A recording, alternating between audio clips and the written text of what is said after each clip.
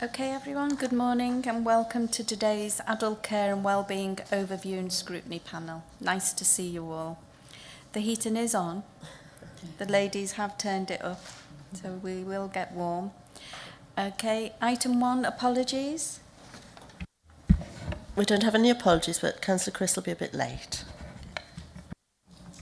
Thank you. Item 2, declarations of interest. Andy? Thank you, Chair. Yes, the company that I work for has a contract with Worcestershire County Council, and it's in residential care, supported living, and stuff like that. So, yeah. So, I'd be grateful if everyone reminds me at every meeting, because I'll probably forget. But thank you very much. Okay, always good to make a note of it. Thank you. Item 3, public participation. No, we don't have any. Thank you. Item 4, the minutes of the meeting on the 7th of October to be approved. Has anyone got any comments or all okay for me to sign? Yep. Thank you. Okay, we'll head on to item 5, care homes and independence focused domiciliary care market position. And I'm handing over to Rebecca. Am I? Briefly. So, morning everybody. So, we've prepared an update. You will be aware of some previous papers on where we were going with some of our contractual arrangements for the services from previous scrutiny meetings and indeed other sessions that we've held specifically around our contracting arrangements. And this is for your information really and an update on where we are today. So I will hand over to the team who will doubtless introduce themselves, but I know that you probably know them quite well already. And we'll just run through the key points of where we are and what we're doing, given that we know that everybody's always very good and will have read the papers in full beforehand. Thanks. Morning everybody. So my name's Liz Richards. I think I was part of the update last year to you on this matter. I'm going to talk briefly about care homes for older people. Then I'll hand over to my colleague Steve and then to Laura. So in the last scrutiny meeting we gave an overview of older people's care homes and the market at that time. We've repeated some of that information for you in today's report. And so just to briefly recap, we've got quite a large care home market within the Worcester area. There are over 133 care homes that offer support for older people for nursing and residential. And obviously as a council we don't purchase all of that for our funded care packages. So when we came to scrutiny last time, we talked about how we actually contracted and purchased our care, and it was mainly through a spot purchase arrangement. We'd had some block contracts in the past that had not been very successful. And what we talked about in the last scrutiny was our intention to bring in a new contracting arrangement, which is called a dynamic purchasing system. And the reason behind that was that we wanted to have a fair and equitable approach for all providers, that if they wanted to be part of the dynamic purchasing system, it was open for them to join, and that we would then, from a brokerage perspective of how we purchase care, would use that dynamic purchasing system as much as we possibly could. And to do that, then what we would be doing would bring about fees that we as a council set and controlled as opposed to the market. So when we would spot purchase and go out to the market would come back to us with the price. As it stands at the moment, we actually now have 3 levels of care definition, where we only actually had last time nursing or residential care. Those 3 levels of care are broken down into standard, with dementia or with higher care needs. And what we've also included as part of the dynamic purchasing system is providers needed to tick which level of care they could provide and whether it would be long-term, replacement care short-term or emergency care short-term. So the dynamic purchasing system we did engagement with providers extensively. We engaged with the voluntary sector, and I also as well made sure that we looked at what other local authorities had done to see whether it had been successful for them. The DPS was launched in April of this year. When it first went live, we had a number of providers that showed interest, but at this point now, out of the 133 care homes that we've got, we have 64 care homes that have joined the DPS. In the report, you will see that I've given information around how that is distributed across the districts so that you can see actually we've got fair representation across the districts. And all of those providers, to be able to be part of the dynamic purchasing system, had to go through a process of proving their quality standards. They had to prove their financial viability. They had to provide updated policies around safeguarding so that we gained assurance around their provision. We did make the decision to allow providers who were required improvement to join our dynamic purchasing system, but that's because of the fact that a lot of them are awaiting CQC to come out to re-inspect them, that if we had any quality concerns and we work with them with our internal quality assurance team, that we would actually have restrictions placed on them in terms of being able to take new placements. And if that was the case, then they're not able to join the DPS or participate in it until we are happy that they are providing care at a level of quality that we're happy with. So the outcomes of that means that we now have the majority of our placements being considered through the dynamic purchasing system, unless they are really very specialist specific needs that are ones that need to be brokered with particular providers that are limited within the market. But invariably, it will go out to all of those providers on the DPS. It's a much fairer system.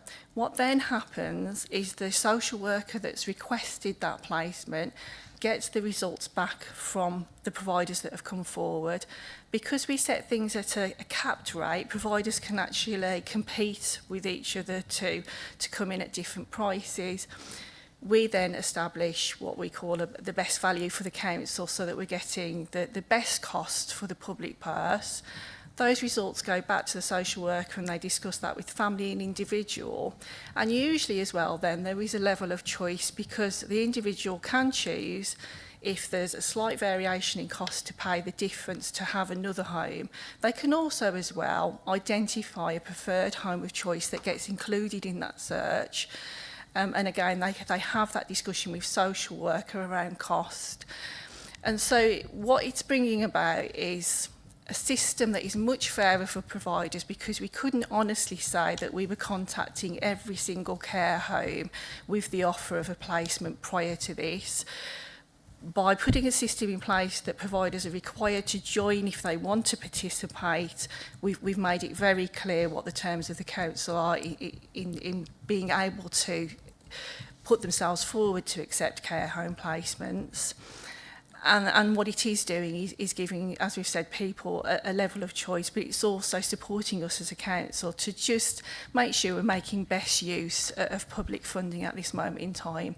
One area of improvement as well is around replacement care or respite care. We had lots of different feedback that people were not being able to get choice or being able to book their care appropriately. Brokerage have fed back that is actually a marked improvement during this summertime where people were being offered choices of up to 6 different care homes to be able to consider through the dynamic purchasing system. Going back to quality, what we also did as part of this, obviously the contract terms and conditions were completely reviewed by our commercial team, but what we also did was reviewed and refreshed the specification, and part of that includes a full appendix about our expectations for care for people with dementia and what we would expect from homes who are offering care for people with dementia, and I'm quite happy to share that appendix with the group as well after the meeting. So that's in a nutshell what we've been doing with older people's care homes, and I'm going to hand over to Steve, who's then going to talk about the points before people go into a care home, because obviously our strategic direction is to support people to live an independent life as much as possible before going into a care home. Good morning, everybody. My name is Stephen Medley. I'm a lead commissioner with Worcestershire County Council. Yep. Can we just let all the officers present first and then we'll come back to questions? Thank you. I'll just do a short introduction then, just in terms of the independence-focused domiciliary care. I know has been before you a couple of times previously, and we looked about what we were doing a bit where Alicia is in terms of the DPS for care homes, just that implementation side of it. So very much the paper today focuses on the operational implementation around independence-focused domiciliary care. And then obviously we can take questions as we go through, and I'll hand over quickly to Laura. Hi, I'm Laura Westwood. I'm the lead commissioner for working age accommodation-based services. So we've got a bit of an update in this paper about where we are with residential care for under 65s. We're really at the beginning of the process that Liz has gone through. What we've been spending time doing this year is we had some software that we talked to you about when we came last time, called CareCube, that gives us a better understanding of analysing the costs of our residential care. We've set out in the paper sort of why the market is quite different to the over 65 market. So our services vary vastly in size and methods of delivery and specialisms. And we also have a lack of availability in the market. So we haven't got the element of competition that you've got with older people's services.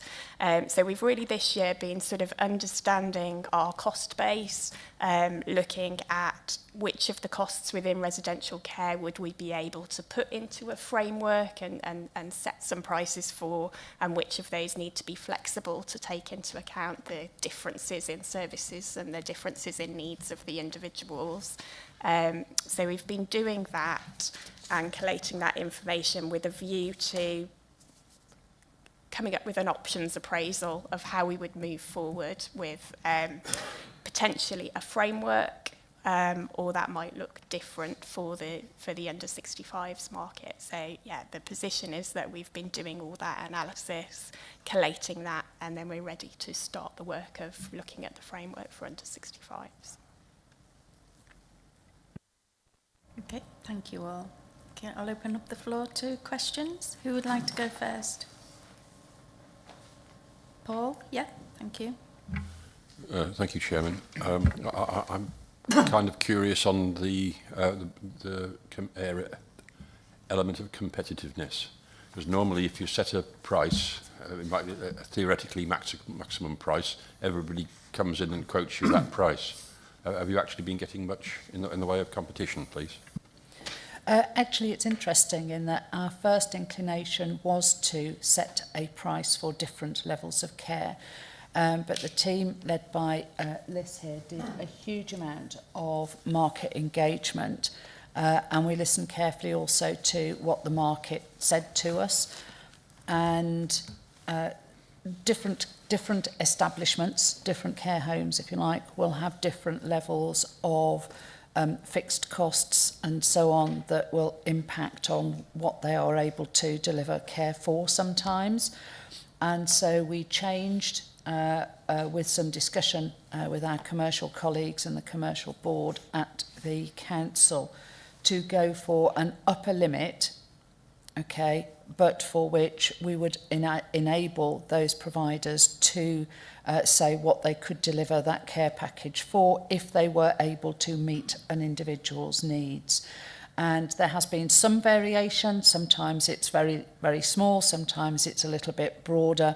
But it does reflect, I think, you know, the actual position of the individual homes and those that have higher or lower levels of fixed costs against how they would perceive their best in meeting somebody's needs. Do you want to add anything to that? absolutely agree with what Rebecca's just fed back. The variation is usually between a £20 variation, unless there's a home that really feels that they can meet the need at a much more lower price. But it's not a huge variance.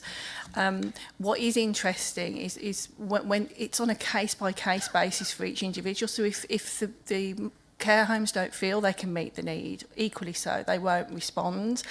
So we're really learning, at what level people come in for their care, and how the market will respond. But when we actually looked at the capped rates as well, we looked at regional rates, we looked at what we were able to purchase at across Worcester, and we set it at what we felt was a really reasonable rate. We didn't go for the lowest possible rate that we could. We went for what we felt the market would respond to, and the market's responded very positively to it. Come back on that one Yeah, sure. briefly, Chairman. So how are you doing with bulk purchasing? Is this still an advantage to the council? Are we still able to buy beds at a cheaper rate than the private person could? The care home will have an individual arrangement with somebody who self-funds, so it's not something that we can readily compare to. And they will come to an agreement on a personal basis with each of those people that goes to them as a self-funder. It is an individual commercial arrangement that they then put in place. In terms of bulk buying, given that we aim to try and give some choice to our residents as to where they will receive their care as far as is possible, we don't just block purchase, if you like, a whole series of beds in 1, 2, 3, 4, 5 homes and say that is your choice. We've chosen to go down this route to actually give us the best value that we can, and also to ensure that we do have choice for those residents. If we were to block purchase, which is something that has happened in the past, we will be paying for beds whether there is anybody using them or not, which actually proves to be a very expensive way of operating, which is why we do not wish to continue down that route. Yeah, just to add to that, we did some short-term block purchasing prior to the DPS coming in to help us with winter pressures, and the costs that the providers came back with are actually comparable to the rates in the DPS. But also it is that whole thing of, unless you get full utilisation of those block beds, you're paying for all of them, and then when you do get full utilisation, you've got a bottleneck then, and so you then need to look at getting more blocks. So unless you get the blocks so competitively that it outweighs you being able to manage that level of utilisation and throughput, it's not really cost effective. And what we were finding when we went out to the market with requests to come back with prices for blocks, that they weren't actually competitive in terms of it being comparable to the dynamic purchasing system. Thank you. Mark, yeah. Thanks, Shirley. And just to add, probably more generally than a specific for Worcestershire, but nationally, I suppose, local authorities lost the market, if I can put it that way, some time ago for a number of reasons, really. And despite the fact that COVID and its impacts, certainly in the older people's market, would still suggest that we have an oversupply of beds in one sense. Because of other pressures such as inflationary pressures and those sorts of things, we moved away from having what the local authorities usually used to call their usual price some time ago, really. So what the team have been effectively able to do in the older people's market is start to peg that back in relation to being able to satisfy ourselves that we are getting those placements at a reasonable market rate in that sense. So it's a good piece of work in being able to assist the local authority to manage its costs in that part of the market, because we can plan for a price and a cost, as opposed to when we spot purchase, often the market wouldn't respond in a competitive manner, I suppose. Thank you. We have James, then Matt, and then... Thanks very much. You made reference to, excuse me, the extent to which there is flexibility, agility within the system for a location of choice to be offered. I get that you know, it's a hope, it's an expectation or an aspiration, whatever it may be. But in real time, how much is that achievable? So, under the Care Act, our duty as a council is to identify appropriate provision to meet somebody's care needs. And it's on a case-by-case basis then that is assessed and determined by the social worker and the social care team as to what is requested through brokerage. If on risk assessment or on care assessment it's determined that that person absolutely needs to be in a particular district or geographical location, then the supervisor or manager of that social care team has the ability to authorise a restricted search. So yes, that is occurring when it's deemed that it's absolutely appropriate that somebody needs to be in a particular specific location. Where that's not been the case, what we are finding is that there's usually a whole range of providers that come back.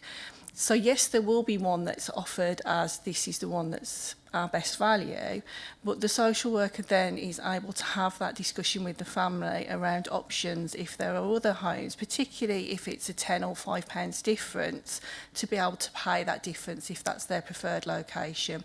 We also do have homes that are not on the DPS that people absolutely want to be in. Maybe they've already been there and they were self-funding and they now need to have council funding. That is also included in that search. So then that discussion is had with the family and the individual as to what those results are. What we are also finding is, because obviously we don't share with a provider, this is what has come in as the best value and this is the home. We actually will say, well, this is the person's now personal budget that's been established through this process. We're finding that a lot of homes will actually match those costs and come in, or actually reduce those costs so that the families then can consider paying a third-party top-up. Chair, can I just quickly, when you made reference to a top-up on top of this, as it were, to what extent is what sort of funding are we talking about? I mean, don't necessarily, you know, I'm not asking you to be specific, but you know, £5, £10. I mean, you know, when we go back to families under those circumstances, is that something that their experience tells us people are quite receptive to? Yeah. Or? Well, it's giving people the choice to opt for a different home. And as said, if the social care assessment has absolutely determined that a person needs to stay in a particular home, that it's not in their best interest to be moved, then we would make that decision to do that. Or if there's a particular home that we feel can only meet their needs, then they would go to that home. This is where, on a case-by-case basis, the individual's needs are considered. Families usually are quite receptive to it, and when you think of somebody who's been self-funding, sometimes people go into a self-funding arrangement that is sometimes up to £600 different to the cost that we as a council are able to fund and afford. And the equity of that, if somebody is able to be moved safely and risks can be mitigated, and you know it's not been established they need to stay somewhere, that isn't fair to the public purse or to the rest of the population, that we would actually say to a family, well, no, you don't have to pay the difference. What our social care team do though, is a lot of work with those families around their funding, what's the realities of that, the sustainability of whether they can continue to do that. And also we'll talk to them about different homes of different quality or in that area that they might want to consider that would make their money last longer or wouldn't cost them as much in terms of a third-party top-up. Thank you. Matt? Thank you, Chair, and thanks for the information. A question about the dynamic pricing, really, or purchasing, sorry. You said about 64 homes got on board. I'm just wondering, why have some not the others? Because that's kind of less than half. So why haven't they come on board? Is there an expectation that more will gradually come on board, and what are the kind of pros and cons of joining the scheme? It's being opened bi-monthly for the first year, and it's very flexible. Our commercial team were really keen to gain more providers to go onto the system. But the reality is that if you look at the care market within Worcestershire, we only purchase a percentage of all of the occupied places. The majority of care home placements within Worcestershire are not funded by Worcestershire County Council. They're either self-funders, which I would suggest are a large part of our market within Worcestershire, the ICB or the NHS funding people who have CHC needs, or out of area local authorities placing within our area. We only at any time purchase a small amount of the market, and if you look at the report, I think I put the capacity of the current DPS providers, and I think at the time that I did the report there were 613 bed spaces available just within the 63 providers.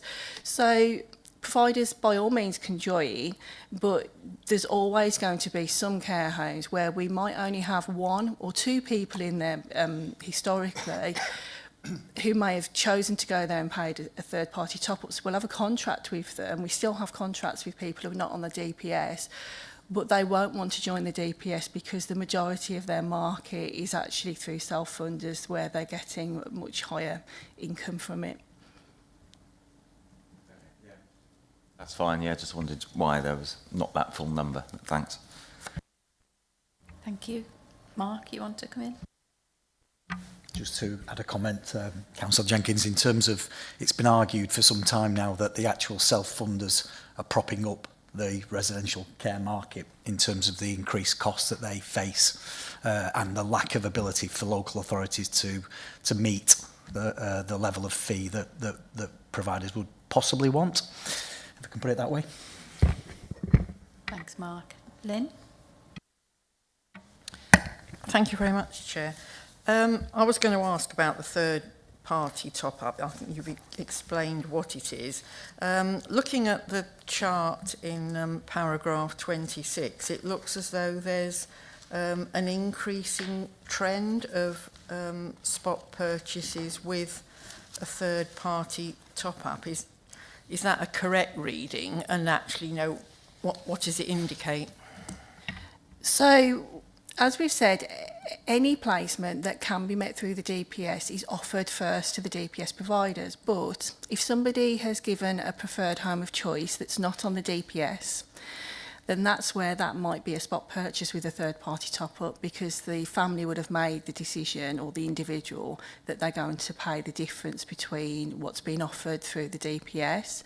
The other spot purchasing is where, if the person is particularly has specific needs or complex and they can't be met through the DPS providers, then we will still be going out to spot purchase. So an example of that is we've had somebody with an acquired brain injury that needed to be in a specialist provision, and that will be a spot purchase and wouldn't be met through the terms of the DPS because those costs will be higher than the current rates that are in there. So does it indicate that an increasing percentage of clients are not happy with the choice through the DPS system, if I can put it that way? Not really. It's about giving people the choice too, if they want to have a provision that is more expensive, that's not actually at a fee that the council would normally be able to provide that level of care at. It's giving people the choice to opt for that home. Rebecca? Can we just add to that as well that we must remember that the DPS came into being at the beginning of April, and at the very beginning there were only about 9 or 10, and then it grew to 20 or 30, and then it's grown and it's grown and it's grown. So during that period, as the implementation has been effected, then the numbers of homes that are on the DPS or providers that are linked to the DPS has grown. So at the beginning it was relatively small, and that will also have impacted on some of those numbers that you see in that table. Thank you. Lynn, you want to come back? Yeah. Yeah, thank you. So moving on to the care home quality, the table in paragraph 37. I mean, there's kind of two things that occur to me out of that. You know, the CQC it is their function to ensure quality assurance of homes, but the council has, you know, an additional layer of quality assurance. So there's, you know, are we duplicating what another organisation is doing is one question. And then the other is, I mean, looking at the figures overall, I think it's really quite frightening to the general public that approaching 30% of all homes are requiring improvement. Okay. But they have people that they are looking after. So, CQC, and you're probably aware of recent reports about CQC and their performance, actually are really overstretched in terms of their ability to do anything unless they are alerted and made aware of concerns about a home. So we've got a number of homes that haven't had CQC involvement for some time and are waiting for CQC to come back who requires improvement.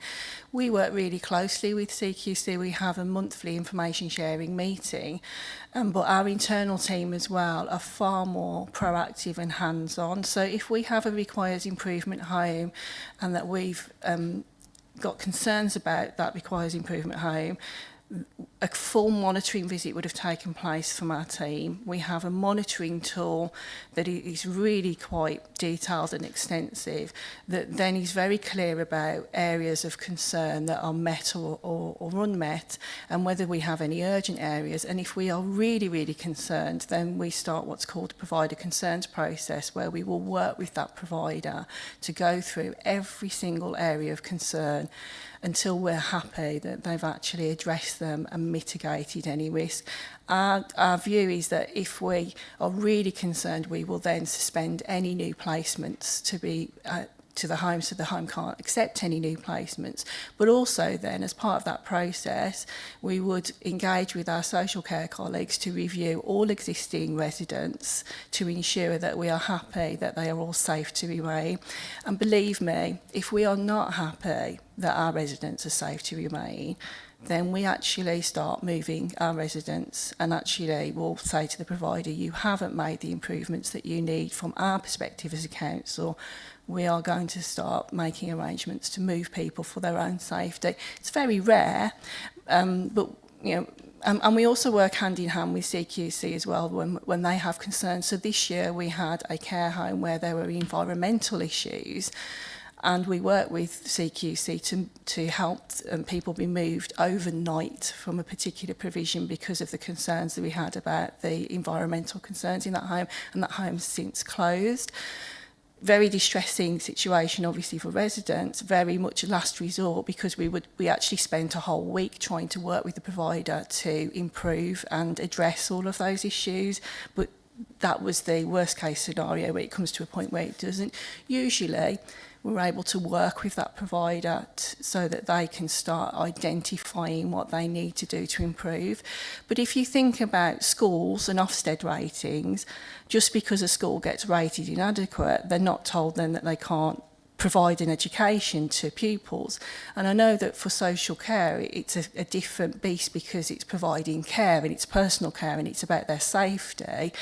But we can't just remove through the CQC rating coming out as requires improvement people from a home. We would go in and we would make sure that everybody's needs are being appropriately met, and we work with that provider until they reach a point where we're assured. But we have a number of requires improvement providers that are waiting for CQC to come back out. on the list there, we've got 2 inadequately rated homes. One of those is no longer inadequately rated. They're now good because CQC have finally come out following us contacting them to say that they were ready to be re-rated. So the reason we allow requires improvement homes on is because very often they're waiting for CQC to come out, but also our QA team have engaged, but they definitely don't duplicate. I would say they enhance and they give us assurance from a council perspective. Richard, yeah. Morning all. Just to pick up on that point, because it gets into a troubled situation, because if we do pull residents from a nursing home, then, and I've been subject to it, we get complaints from our local MPs and our local councillors who believe we're affecting their local business. So I can assure you that our team have a resident-centred approach. They're all about the care and the attention of the individual and putting that uppermost. So the decisions are made purely on that basis, whether it has ramifications for the care home or the wider circumstances. They are concerned totally about that individual and that individual only. Thank you, Richard. Matt? Yeah, thank you, Chair. A few questions in this similar area, domiciliary care. Firstly, on paragraph 45, it talks about an increase in vacancy rate of jobs, gone from 4% to 11%. So just firstly, what kind of issues and concerns do we have around that big increase?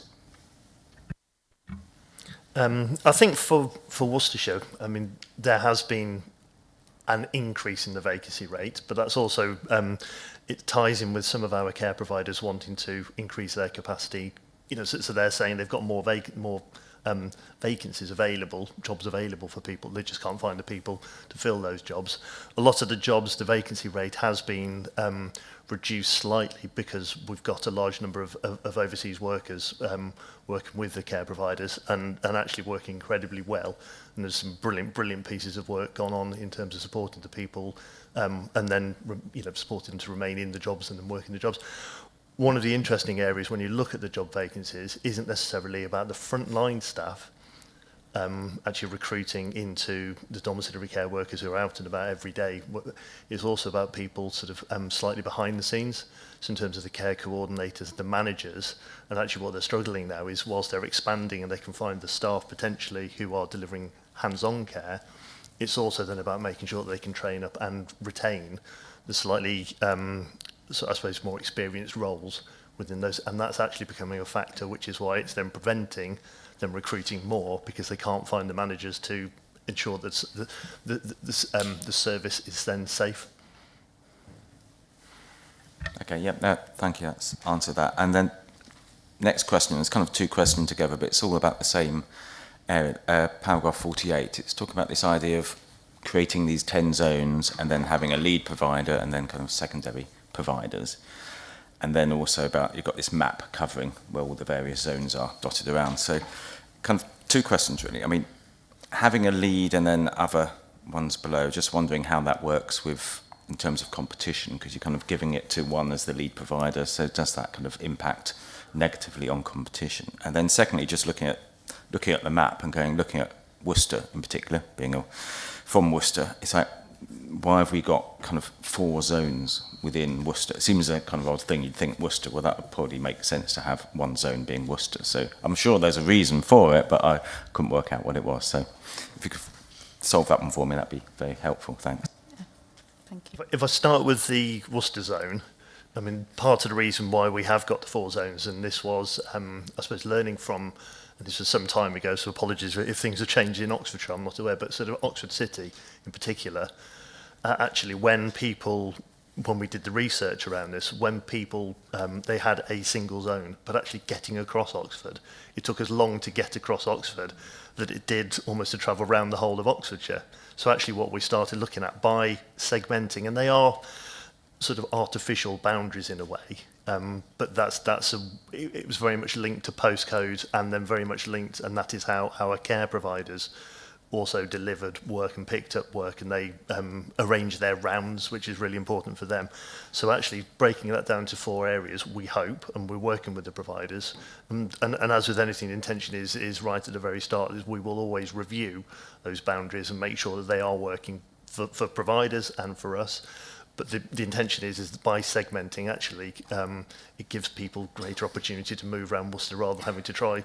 Sometimes in the middle of winter, when you're trying to cross the bridge, it's not particularly easy at times of year. So actually, that's one of those physical boundaries that we tried to take into account as well when we put in those bits and pieces in place. And in terms of the 60% and 2 providers with 20%, so there was very much competition in terms of when the contracts were awarded. I think we had over about 80 providers initially sort of bid to pick up the work, and there was quite a long and a lengthy process by which we got there. We then set there is a price per zone, and then we then work with those providers on that basis. But there will always be a lead provider. What we've been trying to do with the providers as well is, whilst there is an element of competition, there'll always be an element of competition, because I think, like Liz said, from a care home perspective, as a council, we purchase about 50% of the domiciliary care. The other 50% is a lot of that is self-funding or through NHS. The way in which we then started to work with them as providers, we wanted to work and support them to work a little bit more collaboratively. So we're trying to take out some of the element around competition, which we have forced in a way, because actually we've got people out there whose needs, they need supporting, and how do they do, and how can they work better together to deliver that. Thank you, Rebecca. I think that element of innovation and of having those providers in those zones work together is something that's not perhaps unique to domiciliary care across the UK, but it is pretty unusual. And I think that, there's a fair amount of credit that is owed in terms of that. And certainly having those providers work together as a unit within a zone has really paid off. So, for example, if a provider had a sudden bout of illness across a lot of its staff, then often one of the others will step in and help out and pick up. But also what we find is that across some of those zones, and particularly some of the more rural areas, one of the providers or the secondary providers, for example, might have a particular group of staff that are located around the southern corner or the southwestern corner of a zone. So they will tend to pick up most of those, and others may have more of their staff in another area. So not only will they work together, but actually it means that we've got really good coverage and a focus on different parts of the county to enable us to provide care quite efficiently and effectively. Thank you. Just quick comeback on that. Yeah, thanks. I was just wondering if you're a new provider, how you maybe can get into that kind of market, and particularly if you think, when do you kind of renew contracts and think, and there's one provider, actually maybe they're not very good. How do you go through that process of renewing contracts? Because obviously we have contracts with lots of people in highways and everywhere. At some point you want to go back and go, are you actually performing? Okay, so there's a huge number of domiciliary care providers in Worcestershire. It's well over 100, was it about 130 or something? We currently, the council purchases about 120 providers, but there's probably, you're talking about 150, 170 providers working in Worcestershire at any one time. So we used to try and contract with all of them, and quite frankly, it's a wee bit tricky, okay? Or rather, we used to offer work to all of them, and it is a wee bit tricky to try and manage it. So this makes us a lot more effective in terms of us being able to develop services and to push, if you like, that independence focus as opposed to traditional domiciliary care. None of the work that was already in place with any of the other providers has moved unless that provider has chosen to either exit the market or whatever. So it does remain, but gradually it diminishes potentially. So in terms of breaking in, no contracts are lifelong. So our contract here is for a maximum of 5 years, as it says in paragraph 52. And I just happened to have that one in front of me as you were speaking, so that was a moment of luck on my part. But it is 5 years with a further 2 years, and we're already partway into that, and then we will need to review where we are. If one of those providers that is currently awarded one of those contracts chose to exit the market or whatever, then we would need to go out and recontract for that. But we have not, we won't be taking anybody new onto that contract until it comes to its end date. But as I say, we are already partway through it. And of course, if we do find that for some reason, and it can happen, it's not often, but it can happen, that for some reason we cannot get a package of care picked up, then we would go out to the wider market as well, as we do already have contracts with them all. Thanks, Rebecca. Lynn? Thank you. I'm interested in the workforce issues, and particularly paragraph 53. So one of the things, bullet point, says enabling providers to access paid support to recruit staff from overseas and liaising with the Home Office. So a bit more detail, what exactly does that look like, and what's involved? And then I've got some kind of follow-up questions from that. Yeah, and I think certainly from a council perspective, what we saw initially in the way in which people were recruited from overseas was, as with anything when it's been implemented, I think there were some teething issues with that, and that's not something we control from a council point of view, but that's certainly through to central government. And what's happened certainly to a regional level is that there has been greater support put in place. So we've done a lot of signposting for our care providers, and some of whom have taken up the offer of that support and have done so really, really successfully. So there is a sort of greater support for the providers to ensure that they know that sort of the legalities around what they're doing, how they do, how they go through the process. Once they've gone through the process and they've recruited staff, what they need to do to support those staff to maintain them working in Worcestershire or elsewhere, and that what happens when that particular contract, that particular contract with a company, when that is coming to an end, or whether that when that renews. So how they then look at that. So there's a whole there's a whole sort of layers of support now out there for our care providers. So one of the things we have done is really engage with where that support is being delivered from, and make sure that our providers are aware as best as we can of what support is available to them. So if I can just add a little bit to that. So through West Midlands ADAS, there's been a huge amount of work also done in connection with West Midlands employers and also West Midlands Care Association, and that has been some funded project work that has enabled some access to free legal advice to support providers who are looking at this, or who run into difficulties, or who just want to ask a basic question, and all kinds of different things. There's a huge international recruitment hub that is now being hosted by West Midlands Care Association and so on. So there's a lot of work that has gone on across the region, and that is continuing. It is funded until September next year.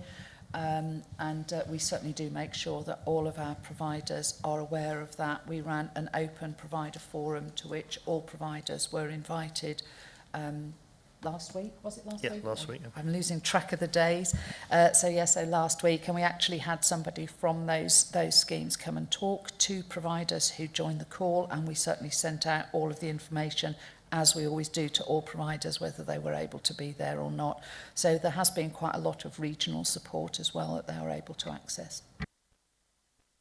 Thank you. So does it, within those schemes, because I'm aware, with the University of Worcester, we have a significant cohort of graduates and postgraduates, former international students who are looking to stay in Worcestershire, and looking for jobs, but they require an employer to sponsor them. So is that part of the mix that we're talking about? So if they were to look at the West Midlands Care Association at the International Recruitment Hub, they will be able to see where there might be any vacancies, or there is being developed, it's not fully available yet, a list of all of the sponsoring organisations as well. So there will be things that are available to them. But it's not something that we can easily do as a local authority, because if I'm brutally frank, we do not have the resources to signpost people necessarily in that way. But the International Recruitment Hub, as I say, it's hosted by West Midlands Care Association, and that would probably be a good place for them to start to look. I mean, if you can share that contact, because, no, It's on their website. It's on their website. If they go to the West Midlands Care Association website, they'll be able to find the international. Okay. But then that begs the question of actually local people, local jobs, and what is being done to support people, to enable people to increase their skills and enable them to become employed. You know, we have Howe College is one of the big, sort of, you know, they provide a lot of care training courses and skills, and those people are looking for jobs. And we also have, you know, within the LEP, inclusive employers, and looking to enable some of the people who need greater support but have the potential to be employees. So is this, is there any joining up of the dots around here? So yes is the answer. It's not something that necessarily the commissioning team will always be directly involved in. That would be running through our supported employment team at the local authority. And indeed, we did work through some of that in that same provider forum last week in terms of what is available, so skills boot camps and so on that are available, and other elements of training that providers can access, so that if they recruit people who are of the, you know, the people that they want, but they may not have all of the skills, that there is support there for them to help that. So it's not something that this team would directly deal with, but there are other teams within the county council that would actually manage that. Thanks, Rebecca. Adrian, welcome. Thank you very much. Thank you, Council. I apologise for being late. I had a sudden cancellation of a 44-week wait for a hospital appointment, so I was going to grab it as soon as I can. So I won't go over things. If there's some bits that I have missed prior to the meeting, I'll re-look at the live broadcast and come back at you.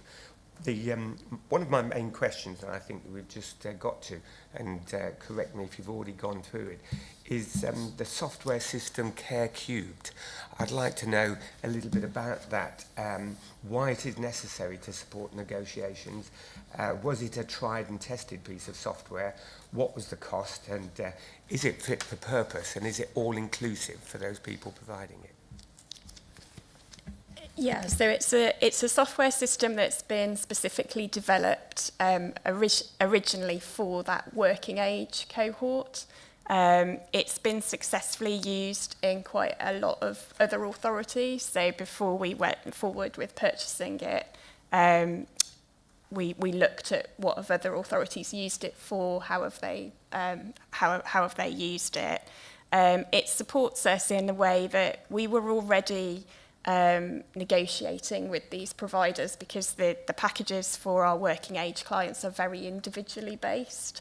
So we already, as the commissioning team, get quite involved in looking at cost breakdowns for different residential care homes and trying to challenge costs and agree what's a fair price for us to pay. The Care Cubed sort of takes regional benchmarking data for each line of the cost and collates that for you. So it means it is a tool that you can use to do a negotiation with a provider, but it will give you for each line of the cost. So for example, in a residential care service, one of the costs is food per resident per week. So the Care Cubed will give you, for a home of this size in this location, we would expect the food cost to be this amount of money. And it does that on each quite detailed lines of costing. So it enables us to have that market intelligence really around what's happening in the region, and what would that look like for Worcestershire. And our homes are all different sizes, so it sort of helps. It just it does the maths in the background in terms of, okay, what would that look like for a 4-bedded home? What does that look like for a 30-bedded home? So it has been really useful. But like any tool, you've got to apply your own knowledge of the market as well. So we've got quite an experienced commissioning team who've been sort of looking at these costs for a number of years. So it means that we're able to use it as a tool to support collating our information, but we also use our own market intelligence and information about the individual services as well. And what was the actual cost of If I remember correctly, no, I think it was a lot less than that, Mark. I think it was something like around 25k. It's 25k, and then there's a license annually. But we got, as we're a team that negotiates, we did get a special offer on that. And we've got the ability to, so we've started off by using it just in terms of our fee review for this year. But like I've sort of indicated in the paper, it gives us information to look at, okay, what would a framework look like for this group of providers then? Because we wouldn't be able to do the same as Liz has done for older people, but we might be able to take elements of it for certain aspects of the costs within residential care.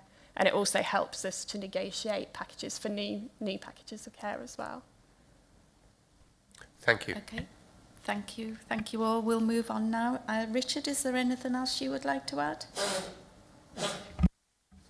Thank you, Chair. I was just going to say, obviously, we know the circumstance that we operate in with budgetary issues. So providing the care that we do within the cost prohibition, I can. From my perspective, I believe we do a fantastic service. And that's just not me. That is our safeguarding analysis as well, who still rates us very highly. For those that were able to attend the Health and Wellbeing Board last week or listened into Cabinet, where Keith Brown, our independent safeguarding representative, stated that we were still in a good shape and in good hands. So the team do phenomenally well. They're always conscious of budget. They're always conscious of, ensuring that they get the best offer in terms of the need for the individual, which is paramount, but within the cost environment that we operate. Thank you. Lynn has one quick question. Yes, thank you. And it's on paragraph 69. And within this overall report, that's the only point where it actually mentions profit, percentage profit. And I want to know, what is a reasonable profit level? Because, there are stories within the media as to, that there are investment companies sort of going into this market in order to make a lot of money, and and there are some very expensive care packages that taxpayers are paying for. So what is a reasonable profit level?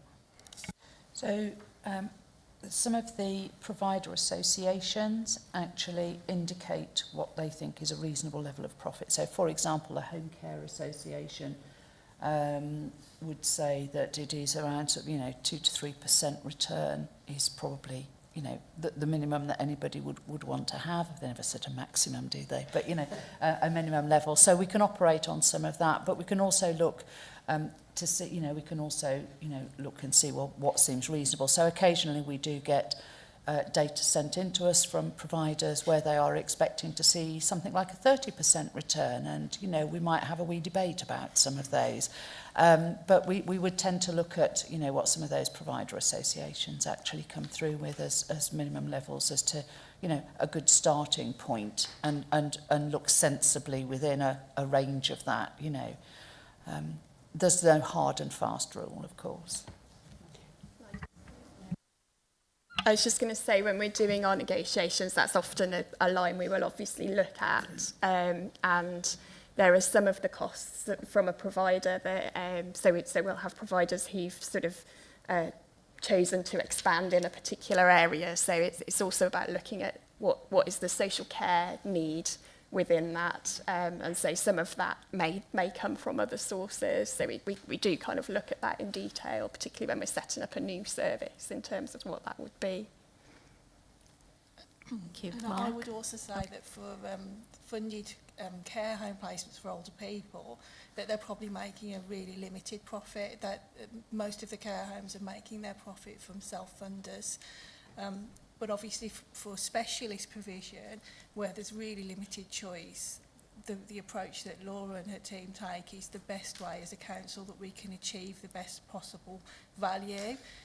Because unless the provision is there for us to purchase from, a provider might have a monopoly, as you've referred to some of these other companies. That's a reality in some parts of the sector. For older people care homes though, because there's so many, it's about those homes that actually decide they want to do some business with the council and balance it against their self-funders. Thank you. Margaret, is there anything you'd like to add from Health Watch? Just a couple of points, Chair, if you don't mind. We've covered quite a lot of it in the discussion already. But obviously, as a Health Watch, one of the things people come and talk to us about is when they might be offered a care home place which is away geographically from where they live currently, where their family and their networks are, which is obviously quite a disruptive and concerning thing from their perspective. So on paragraph 19, I was looking at the geographical sort of split of the homes on the system, and I've noted that there are 4 in Redditch and 9 in both Worcester and Wychavon. So I'm wondering, is that a sufficient supply really to be able to offer people who live in those areas a local placement? And my second question is linked to that as well. So it's to do with the quality, and we've had quite a bit of discussion about quality and how the council monitors that, etc. But it says in paragraph 35 that you don't place where homes are rated inadequate. So again, I'm just wondering about what that looks like geographically. So if there are only 4 homes in Redditch and 9 in Worcester and Wychavon, how are those homes rated? So does that still allow you to have sufficient supply of homes in those areas who are rated good and above? Okay, who's going to answer that one? So none of the homes on the DPS are rated inadequately. The 2 homes that we do have are within the Worcester area, and they're not in the Redditch area. Redditch geographically is not a bigger district as some of the other areas. My experience has been that people, if they have a restricted search that's been approved because their needs are such that they need to be in a particular location, that if the DPS then is not able to meet that needs, that we would also then consider looking at homes outside of the DPS. Okay, thank you everyone. We'll move on to the next item agenda, item 6, Complex Adult Risk Management, CALM, and I'm really pleased to see this report. Yeah, come and join us, thank you.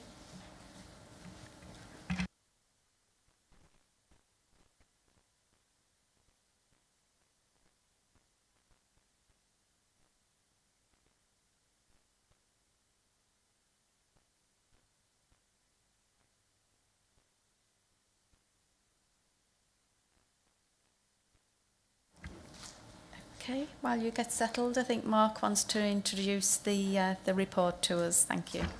Thank you, Chair. This scrutiny will probably remember, thinking back to the last meeting that we had, there was the Safeguarding Adults Independent Chair report that was given at that meeting, and I think one of the features that was talked about in relation to the paper at the time of the report was our approach to safeguarding people who would otherwise potentially fall between services often because perhaps their needs weren't clearly either a social care or a health need. So we was asked by Scrutiny to bring a report back looking at the complex adults risk management framework. And I'm pleased to have Sarah here today, Sarah Cox, who's the head of our safeguarding service, who's going to talk to the paper, and then obviously we can take any questions that we may have after that. Thank you. Thank you. Thank you, Sarah. Morning, everybody. So, as Mark said, Complex Adult Risk Management Framework is a multi-agency policy. So it's a Worcestershire Safeguarding Adult Board policy. And it was implemented in May 2022, so it's quite early days with it.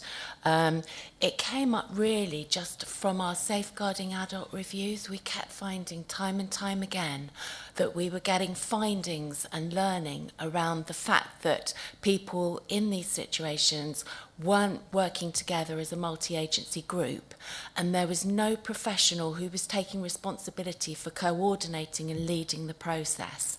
And so that's what's prompted us to put in place this Complex Adult Risk Management Framework, or CALM as we call it. So it really applies to people where, as Mark said, there aren't other processes in place, so they're not eligible for other statutory frameworks. And it's often where it's really difficult to engage the person with support or services is where we're using this framework. And in the report, we've put some information about the SARS, which have highlighted the need for the framework. Since the framework's been implemented in May 2022, up till October, we'd had 183 referrals into CALM, and 118 of those have progressed to CALM. And we decided that we needed a project lead to help us with the implementation of the CALM process across the different agencies. So we employed a CALM project lead from November, and that post has been so helpful just in terms of us being able to have data, but also to provide support for agencies, because it's not always the statutory agencies that are referring into CALM. Sometimes it's voluntary sector agencies, and staff there are sometimes anxious about the prospect of having to chair and coordinate a large multi-agency meeting, potentially with the person there as well. So the CALM coordinator has provided a lot of support and guidance to people from the different agencies. Also, to get representation from agencies. Sometimes it's been difficult to get agencies to engage, particularly where somebody isn't open to the agency, such as if there is a concern that somebody has a mental health problem, but they're not open to secondary mental health services. And the CALM coordinator did a lot of work to enable somebody from the mental health services to attend the meetings on an advisory basis where that was needed, which has been so helpful and has moved things along quite a lot. We've got a variety of reasons for closure to CALM, and you'll see from the case studies that are with the paper the impact that the CALM process has had on some people's lives. So in terms of sort of the financial implications of CALM, I think obviously it does take extra time for agencies to put in people to chair meetings, attend meetings, develop safety plans, but in the long run, that's probably better than the piecemeal approach that we've had previously. We are getting some safeguarding adult reviews. We've had one so far that's come about since the CALM process has been implemented.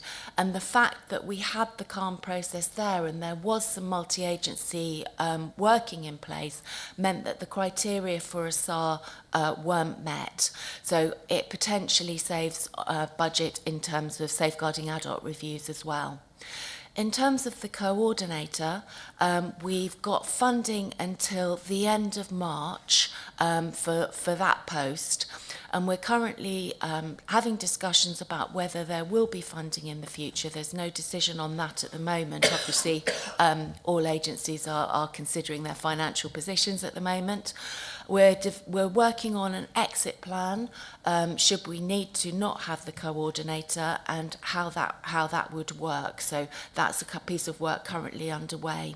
And in terms of adult social care, we've been working on how we would have oversight of the complex adult risk management cases that we are responsible for. So the ones that where we've made the referral into the process, or we have the responsibility for the lead practitioner role, that coordination role that I mentioned in the beginning.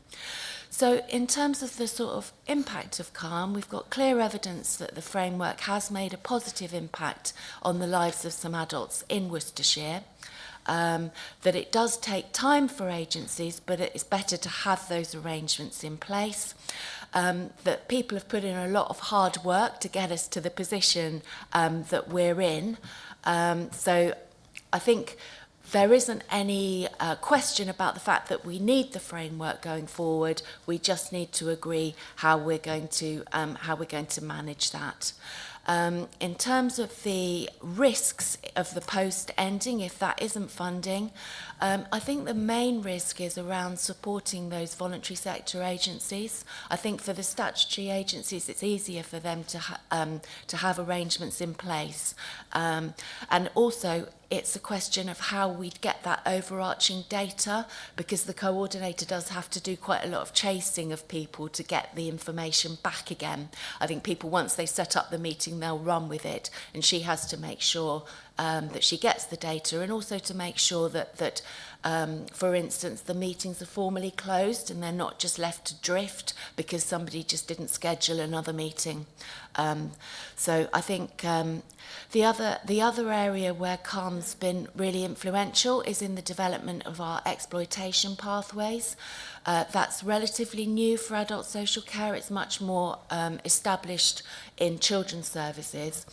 And we've used the CALM as our pathway for exploitation when it doesn't sit under our Section 42 adult safeguarding responsibilities. And we've got a process in place where we transition from Get Safe into the CALM framework as well. So that's my just quick summary of what we've got in the report here. So, and obviously you've had the case studies as well to look at. So yes, if anybody's got any questions or comments. Thank you. Thank you, Sarah. Yes, it was a really good report. We were pleased to see this, and also the feedback as well of how it's helped people. So it would be a shame if that service couldn't continue, but I'm sure we've got plenty of questions lined up for you. James, thank you. Chair, thank you very much.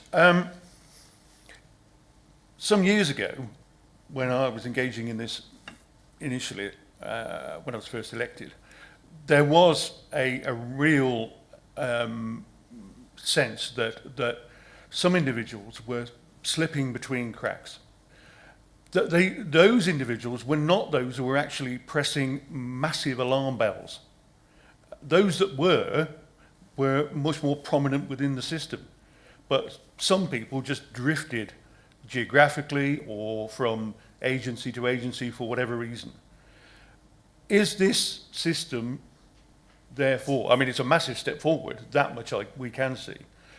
But is it capable within resource bounds of pulling in those people who are who don't make enough noise, as it were, who are still ultimately in danger of in some cases quite tragic outcomes, but they're not people who are, the buttons are not, the alarm bells are not flashing every day in a particular agency's office for that person. Is this system capable of embracing those individuals? I think if those people, if there's an element of risk in terms of sort of, that it doesn't have to be a critical risk, but some risk to them. And they're not fitting under other processes, as you said. And also there's a need for a multi-agency response. So if it's just one agency, then that agency would manage that person. But if there's a need for a multi-agency approach, then the CALM framework, that's exactly what the CALM framework's for. Anybody can refer into the CALM framework and set up a meeting and ask other people to attend. So I think that's where the coordinator has been really helpful, because if it is an agency that's had trouble getting other agencies to engage, the coordinator's been helpful in terms of having a bit of clout. But we do have an escalation policy with the Safeguarding Adults Board as well, so that we can use that alongside the CALM process, so that if, for instance, agencies aren't engaging, that can be escalated up higher within the board structure for that to be addressed. But that is the idea. It's these people where they weren't fitting into sort of neatly into other pathways such as safeguarding. They maybe didn't have care and support needs or evident care and support needs, but there are risks around them. So that's exactly what the CALM process is for. So it's not a fail-safe. It relies on people knowing about CALM. It relies on people taking the initiative to set the meetings up and to follow the process through. But that's what we're hoping to achieve to fill that gap. Thank you. So, Chair, just a quick one. When we were looking at individuals, there was a sense that the transient nature of lifestyles was a particular problem. Is the evidence now emerging that this is these are agencies without frontiers, as it were? Because clearly, that was something that, as a person moved to particular areas within the county or indeed outside of the county, that, they were failing to be picked up at that point. Is the evidence now emerging that that's improving? I think it's improving in that we've got something in place, and certainly we've, if you look at the case studies and some of the information, quite a lot of that relates to people who are homeless or sleeping rough. I think we've had 3 people that I'm aware of, and I'm not aware of all of them, that we've been supporting that have been living in tents in cold weather. It's difficult when people move outside the county boundary. That obviously takes more coordination and work to find out where they've gone and to try to make those connections.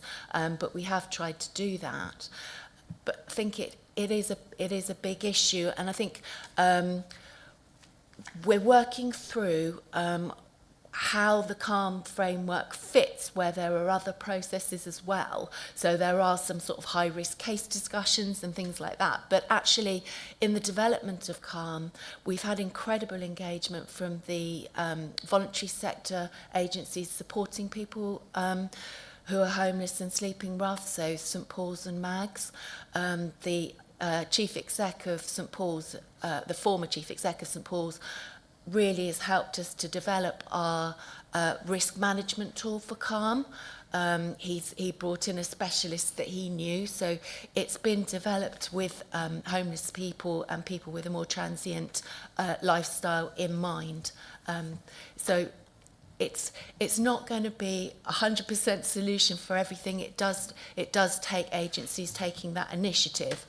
But what we're finding, I think it said in the report, I think it was so far 39 different agencies that we'd received referrals from. So we are finding that people are hearing about CALM, and actually we're getting referrals into CALM that are needing then to be signposted somewhere else sometimes, but at least people are taking the initiative to try to do something about situations that are causing them some level of concern. Thanks, Sarah. Matt, and then Lynn.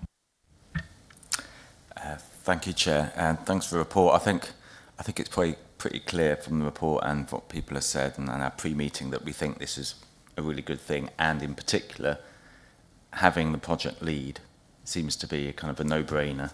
And for 30,000 a year between 3 agencies, it seems, us, the police, and the ICB. So maybe we could suggest as a panel mention it maybe the cabinet member, maybe mention it with the cabinet and say, can we stump up maybe £10,000 in the budget and then get the police and ICB to do the same and carry on this role. So maybe that could be a recommendation that we ask the cabinet to put that in the budget, and that reassure yourself that you don't have to work out all these risk management stuff about what happens if you lose that role. You can carry on thinking that you will. So that's one point. And just a second point, looking at the case studies, which I found very interesting, and I know from St Paul's Hostel, the issues they have, and about the fact that nearly everyone at St Paul's Hostel has got all these various kind of childhood issues that affected them, and we know all about their ACE things. And a lot of the ones that mentioned in the case studies had like undiagnosed autism, undiagnosed mental health issues. And obviously there's loads of people that end up struggling and that we then need to support, and then we find out that they've got all these undiagnosed issues. I mean, autism is a classic case. We know from the Children's Panel, huge number of people being diagnosed with autism, but I know lots of adults who are kind of realising, oh, hang on, maybe I have, and they get diagnosed. So how do we kind of, preventative measure, how do we get to these people before they get to the point where we then end up having to support them when they're homeless? How do we get to these people earlier, get these kind of diagnoses done? I mean, it's probably more for the HOSC health side of things, but how do we get involved earlier to prevent these issues happening in the first place? Simple one there. Yeah, that's quite a big question. I mean, I think we've obviously, in adult social care now, we've got our adult neurodiversity team, which is really helpful, so we can refer people into that pathway. I think the fact that we've got the framework to bring people together can only help to get people help. I mean, the report mentions that we referred to our thematic review of rough sleeping. And, as you say, when we did that thematic review, the childhood ACEs were a key factor. The people there, they just had so many losses as children and as adults. And what we found was that it wasn't that they didn't have tenancies, they hadn't been offered tenancies. It was that for whatever reason, for different reasons, they were unable to sustain those tenancies.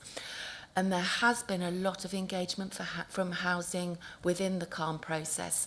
And I think sometimes it's about trying to get people to work a little bit outside their usual boundaries, which is difficult in our sort of very resource-constrained times, but also to be a little bit more empathetic and maybe not rigidly apply protocols, and to try to be a little bit more flexible.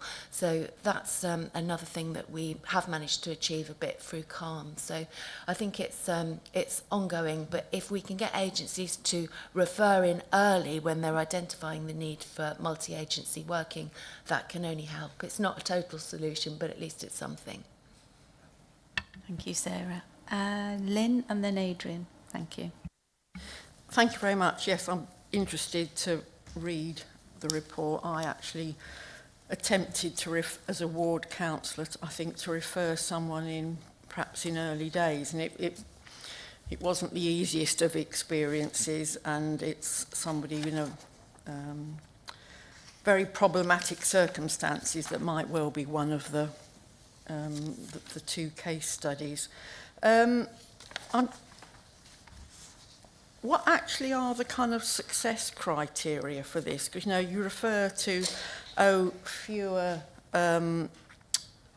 safeguarding adult reviews. That seems to me a pretty low bar for success for this scheme. So are there other measures in terms of actually helping individuals, or outcomes, or learning from how different agencies work together? What are the kind of outcomes and outputs apart from fewer safeguarding adult reviews? The main output is that we want to reduce the level of risk.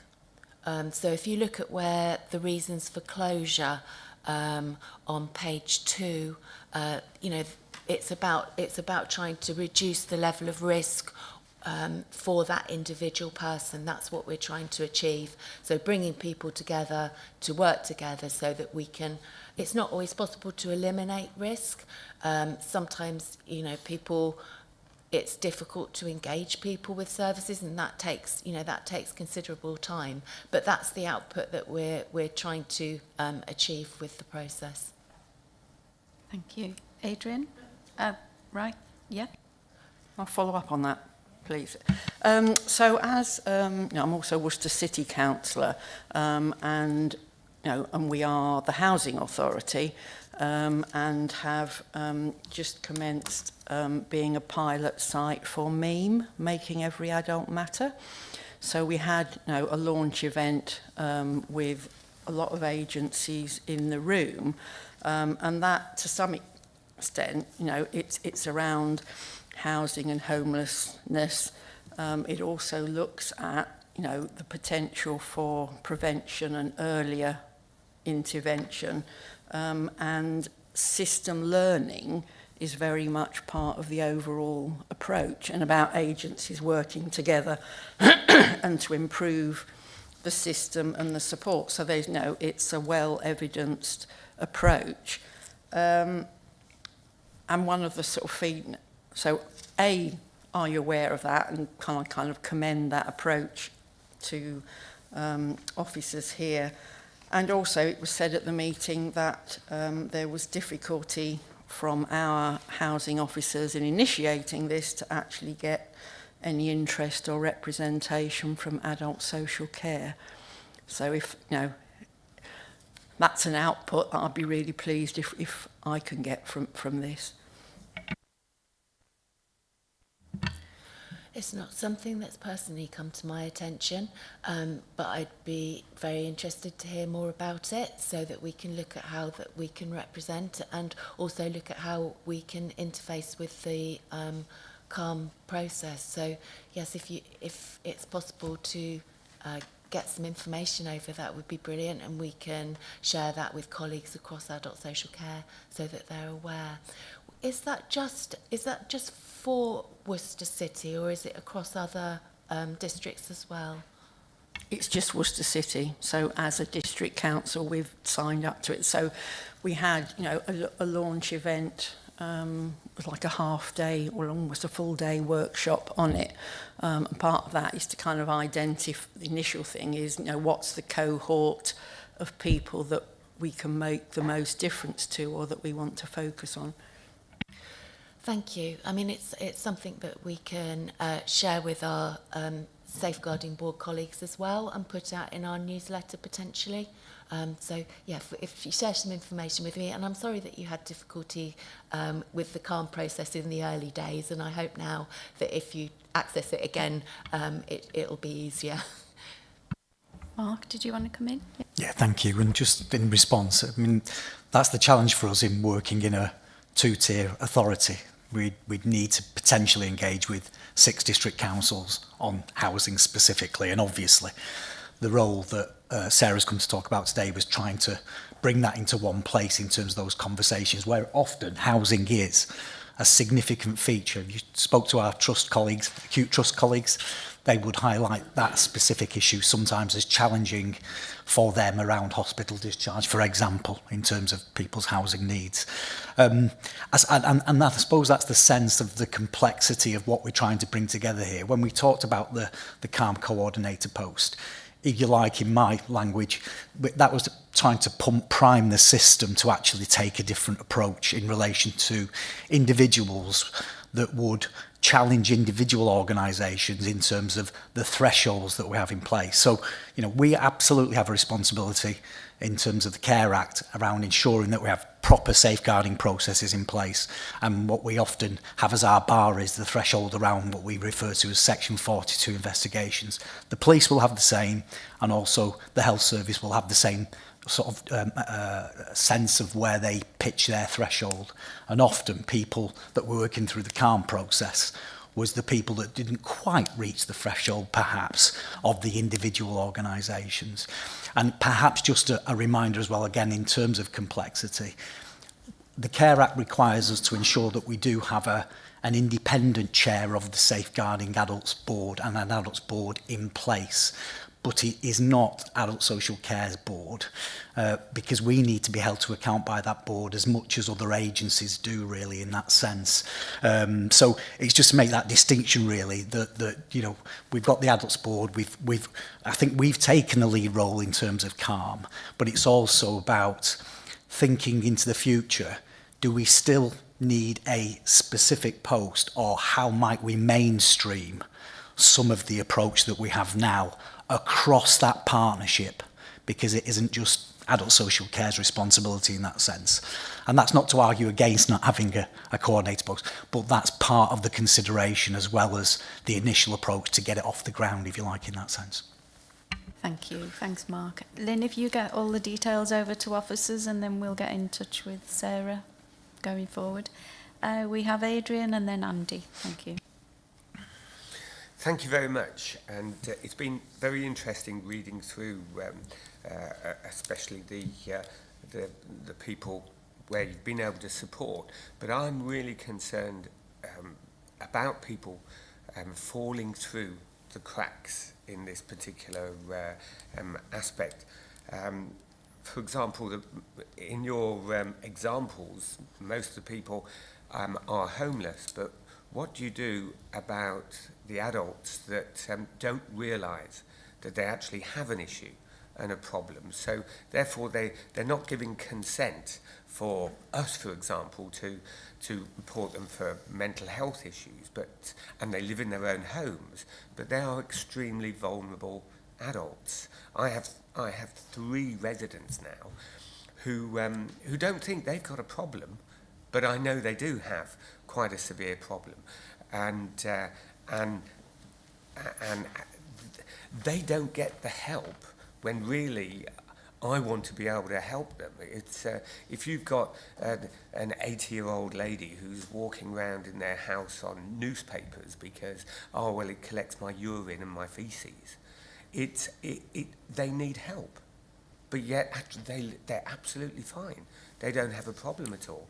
Or a vulnerable adult who has inherited his house and doesn't know what to do about certain things, and is walking around telling everybody he's got lots of money and he's in a house all on his own, and is trying to talk to everybody. He does have issues, but none of these people think they have an issue until everything falls apart for them. And we, as counsellors, need to be able to possibly have meetings with yourselves and them as individuals, so that they can access it without necessarily having given that consent. Because if you say, well, you need help on this, that and the other, they often say, oh, I don't, I'm absolutely fine. And I need their consent to get in touch with you, but if I haven't got it and they think they're fine, then at some stage things are going to fall apart for them, and that's where I want to try and help them. Mark, thank you. Thank you, Councillor Chris. And I guess that's where the complexity in adults' world comes into play in many ways. Obviously, in children's world, it's often the parents that you're engaging with to get the consent for any work, or in fact, actually, sometimes taking and having the powers to actually, work with a child who's at risk and of harm, etc., and intervene in a more using powers that we have available. In the adults' world, perhaps that's where it is slightly different. Obviously, we're all adults and we're all able to and would want to be able to determine our own life and make decisions for ourselves as much as we possibly can.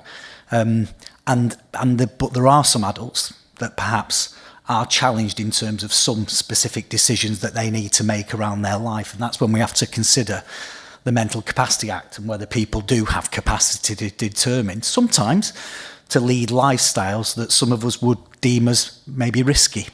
So that's the balance that we have in relation to allowing adults, and actually wanting adults, to be as independent as possible and determine their own life and make decisions for themselves. But then we might start to tip towards considerations about, actually, do they really have the capacity to be able to make specific decisions in their life? And when we move more towards that, stage, then we have a greater role in terms of being the decision maker in adults' lives in that sense, and can you know, put those sorts of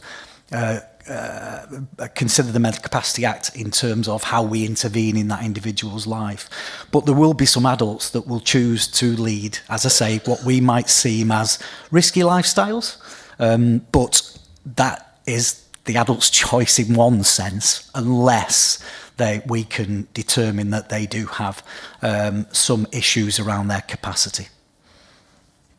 Thanks, Mark. Andy? Oh, sorry, Sarah, did you want to come in? Or?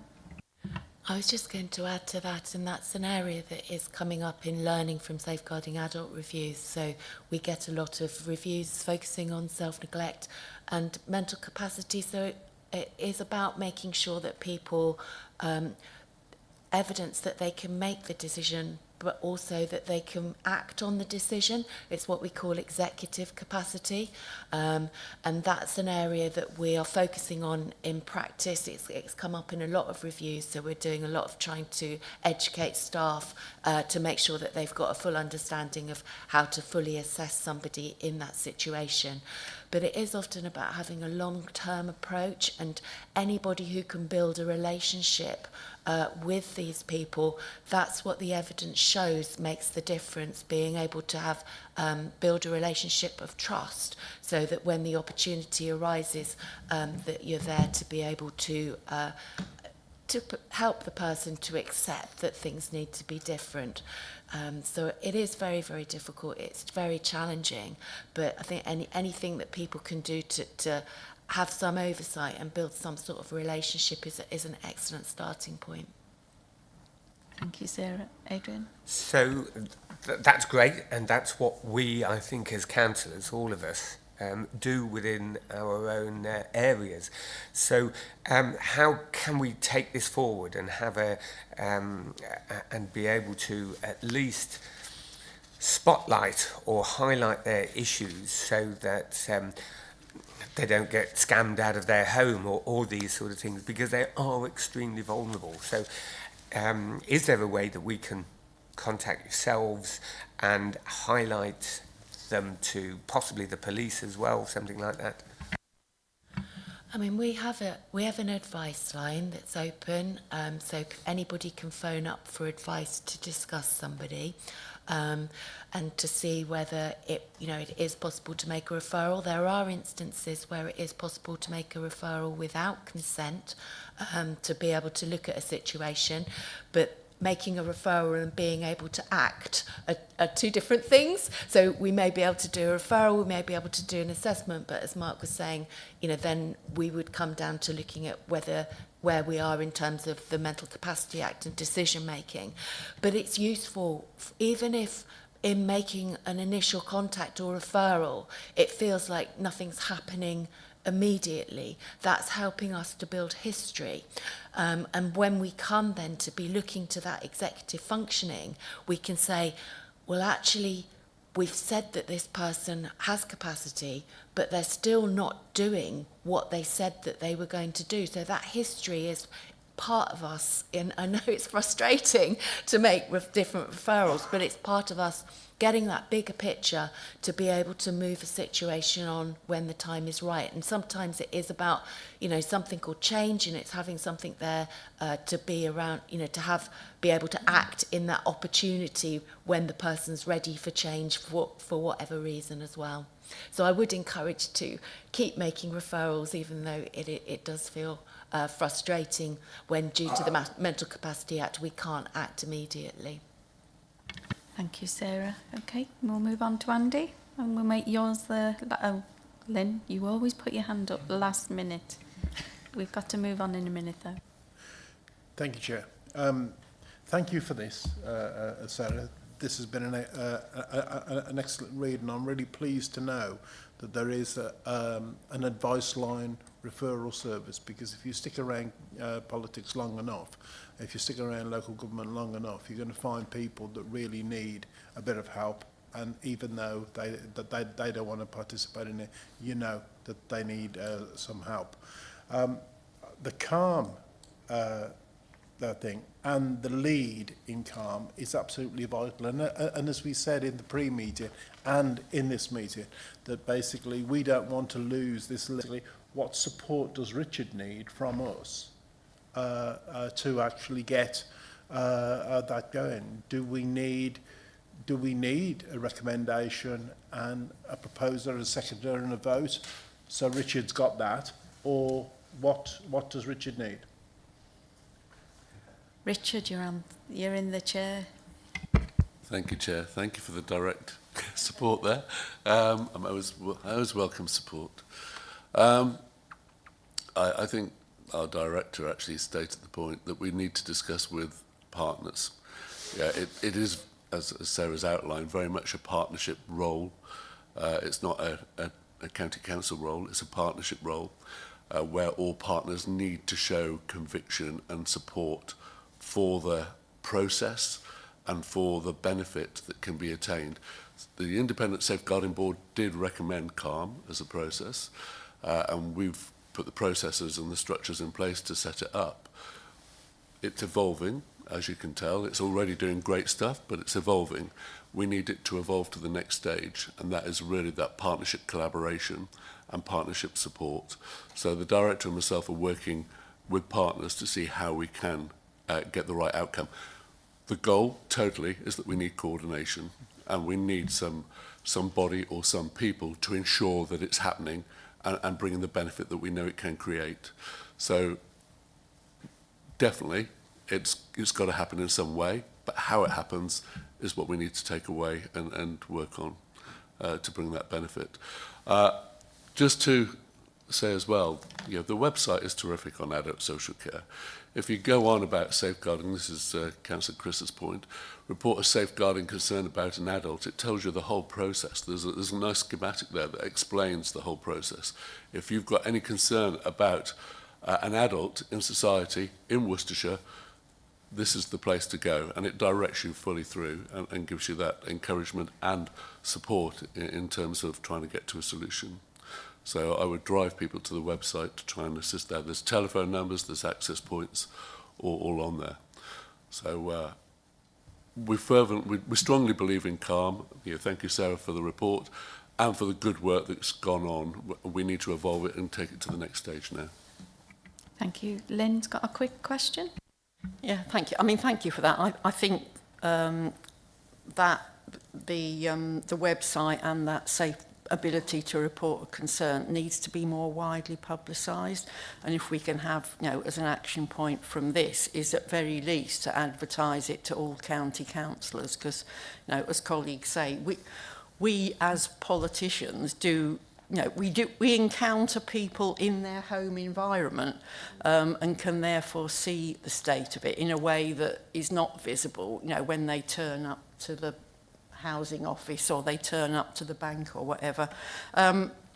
My question actually was around, so during the period of CALM having been introduced, there was a change in practice, wasn't there, from West Mercia Police about not attending around mental health needs and mental health emergencies. And I wondered what impact that had had. I mean, I find it really difficult in the sense that the general public don't understand mental illness, and what often is it's perceived, people perceive antisocial behaviour or criminal behaviour, and that is how some of these individuals have sort of get to the attention of the authorities. So yeah, if reflect on that and how actually that plays into support for some of these vulnerable and ill people. Thank you, Lynn. Mark? Yeah, so Councillor Denham, just in terms of the police policy in relation to, only perhaps in a number of areas dealing with situations that require a police response, really. I think we've worked closely with West Mercia Police to sort of work alongside them in terms of implementation of that policy. What I can absolutely state is that under the Mental Health Act, the police still have a power to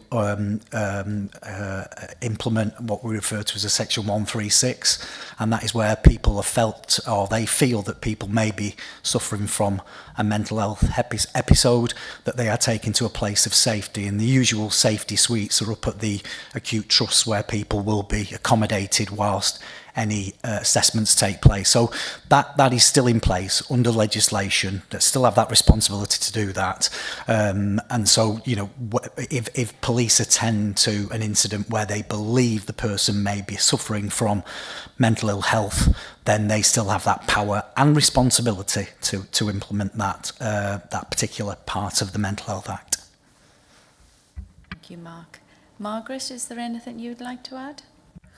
Only just to say that Healthwatch has sort of had quite a long-standing involvement in some of these issues around homelessness and you know, the really tragic events that happen to some individuals, and we really welcome a multi-agency approach, and so we would be also very supportive of the CALM framework being continued onwards. Thank you everyone for your contributions. So we've got a couple of points. I think formally the board should write to the CMR about the funding and how we would like to see it continued, and you know, work on that, and also the contact details to be shared with all county councillors.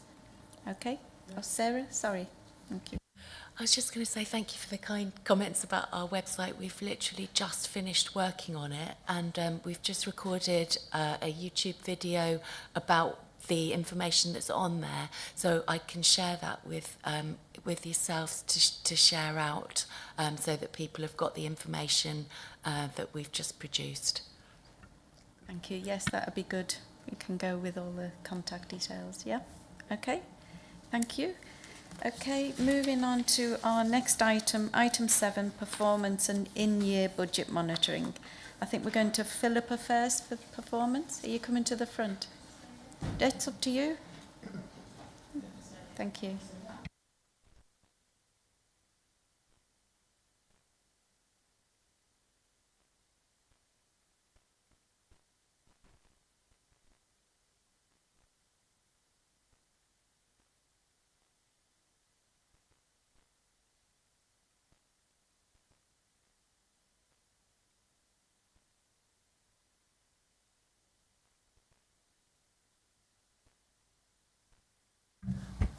So, Chair, I think we're leading off first in terms of our performance, and then we'll come on to the budget and finance side. Yeah, so, that's Philippa. fine. Thank you. We have all read the report, so just a brief summary would be fine. Thank you. Thank you. Morning, everyone. I'll just introduce myself. This is my first time at this scrutiny panel. So my name's Philippa MacDonald. I'm one of the business intelligence managers. I've recently taken over the management of the adult social care BI area of the team, so I'm here to represent them today and give you the performance update. So very happy to be here and nice to meet you all. So we'll start with the first indicator. So that's admissions to permanent care per 100,000, looking at the 18 to 64 age bracket. The latest data is a rate of 20.8 for September. So breaking this down into routes of admissions, we can see that 54.8% of admissions are from hospital or discharge to access pickups. There's 12.3% that are from short-term residential and 16.4% from community services. This indicator has moved to a RAG rating of red, so it was previously amber in Q1, and this is based on a target of 13.4. So we have seen performance deteriorate between Q1 and Q2 this year, and it does also show a deterioration in performance when compared to the same period last year. We have identified this is due to an increase in numbers being admitted from hospital, so with 20 admissions in June compared to 31 in September. So this indicator will be closely monitored during the next few months, with results shared monthly with adult social care managers as a means of supporting performance improvement. I think in addition to the monthly data reporting, the business is routinely scrutinising all placements, with alternatives to admission considered as the preferred option. I think I'd also like to just point out to you that we have received the updated population figures in October. So we have revised the June 24 figure to 17.2, which was a rate of 17.1 when we reported the data in Q1. So there has been little change as a result really of that update. So moving on to the second indicator, that's admissions to permanent care per 100,000, and that's looking at the 65 plus age bracket. So for September, performance has decreased to a rate of 534.61, and this is from 580 in June. And this is due to a drop in admissions, with only 43 coming in September, which means this is assessed as green, based on a target of 645.9. So performance shows improvement when compared to the same period last year and from March this year as well. So we are showing strong performance in this indicator. The data shows that the largest proportion are coming from hospital and discharge to access pickups, so very similar to the first indicator. We've got then 18.3% coming from short-term residential and 18% coming from self-funded pickups. This indicator also includes the profile data. So there's been little difference between now and September and June in terms of the average total age of admissions by care type. But one thing to just highlight to you is in the admissions by primary support reasons, this shows a fall in numbers for the 65 plus age bracket. So it's showing it's reduced to 765 compared to what was 830 in June. And the biggest decrease is really within the physical support, so that's the personal care support reason, and that's gone from 533 to 472. Linked to the first indicator, I would just make you aware that we did receive the population figures. They've been revised in October, so we have revised the June 24 figure, which was at 597.3 when we reported this in scrutiny in Q1. Again, that update has made very slight difference in terms of performance. So, looking at the third indicator, we've got outcomes of short-term services. The latest data for September is 79.4%, and this remains RAG rated as amber.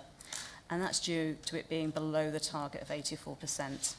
Now, the numerator and denominator are cumulative through the financial year, so the result at the start of the financial year can be a little bit unsteady because it's based on a small volume of data. But what we're seeing is that 24 to 25 is seeing a steady trend, and that performance is really within 2% between April and September. What I would say is during winter months, the trend is that performance is usually slightly lower, and this trend is so far similar to last year. And this is despite a higher volume of people that we've had coming in this year. I'd also add that our latest benchmarking data shows that Worcestershire's performance on reablement outcomes is significantly above the national average, and it's also above that for the comparator authorities. So, result is performing well. Our performance is really doing quite well in this area against our comparators. Then moving on to indicator 4, we've got people aged 65 and plus at home, following rehabilitation. So performance has very slightly decreased from June, so it's gone from 82.8% in June to 82.4% in September. It shows deterioration when compared to performance last year. It is currently RAG rated as amber, but this is very much based on a stretching target. So just to give you a note on this, it was RAG rated as green in March. This was based on a very small difference to what performance is now, so that was based on 82.7% in March. This was because the target for 23-24 was 82% compared to the more stretching 24-25 target of 83%. Again, this is an indicator where performance does tend to drop during the winter months, and there have been increases in the number of deceased and people remaining in hospital, which is now affecting performance. So to just give you some examples around that, we've looked at the most recent data we have, which is actually October, and we can see that there has been an increase in those that are deceased. So it was 29 in October compared to 20 in September, and people remaining in hospital, which again was 28 people in October compared to 23 in September. But we will continue to monitor monthly to see if this trend continues. And very similar to the last indicator, benchmarking data does show that for Worcestershire, it's performing relatively well compared to its comparators and the national average on this metric. So that brings us to the fifth and final indicator, which is looking at annual care packages, reviews, the reviews completed. Performance for September was at 87.4%, meaning this indicator remains rated as red, and that's against a stretching target of 95%. This nationally is an area of performance in decline, and although this does show a decrease in performance locally since June, when it was at 89.3%, we are performing relatively well compared to what is a stretching target, and when compared to the same period last year, it does show improvements. So most teams are managing to maintain performance, and due to increased demand, so that's more contacts and more people receiving services, this continues to remain a challenging indicator to maintain performance on. But again, we will closely monitor this through the next several months, and we will share results monthly with adult social care managers and wider to continue that kind of performance improvement development area. So that's it in terms of the Q2 performance from me. I'll turn to operational colleagues to answer any questions you have about the performance activity. Thank you, Philippa. Thank you. Has anyone questions? Matt, you'd like to begin?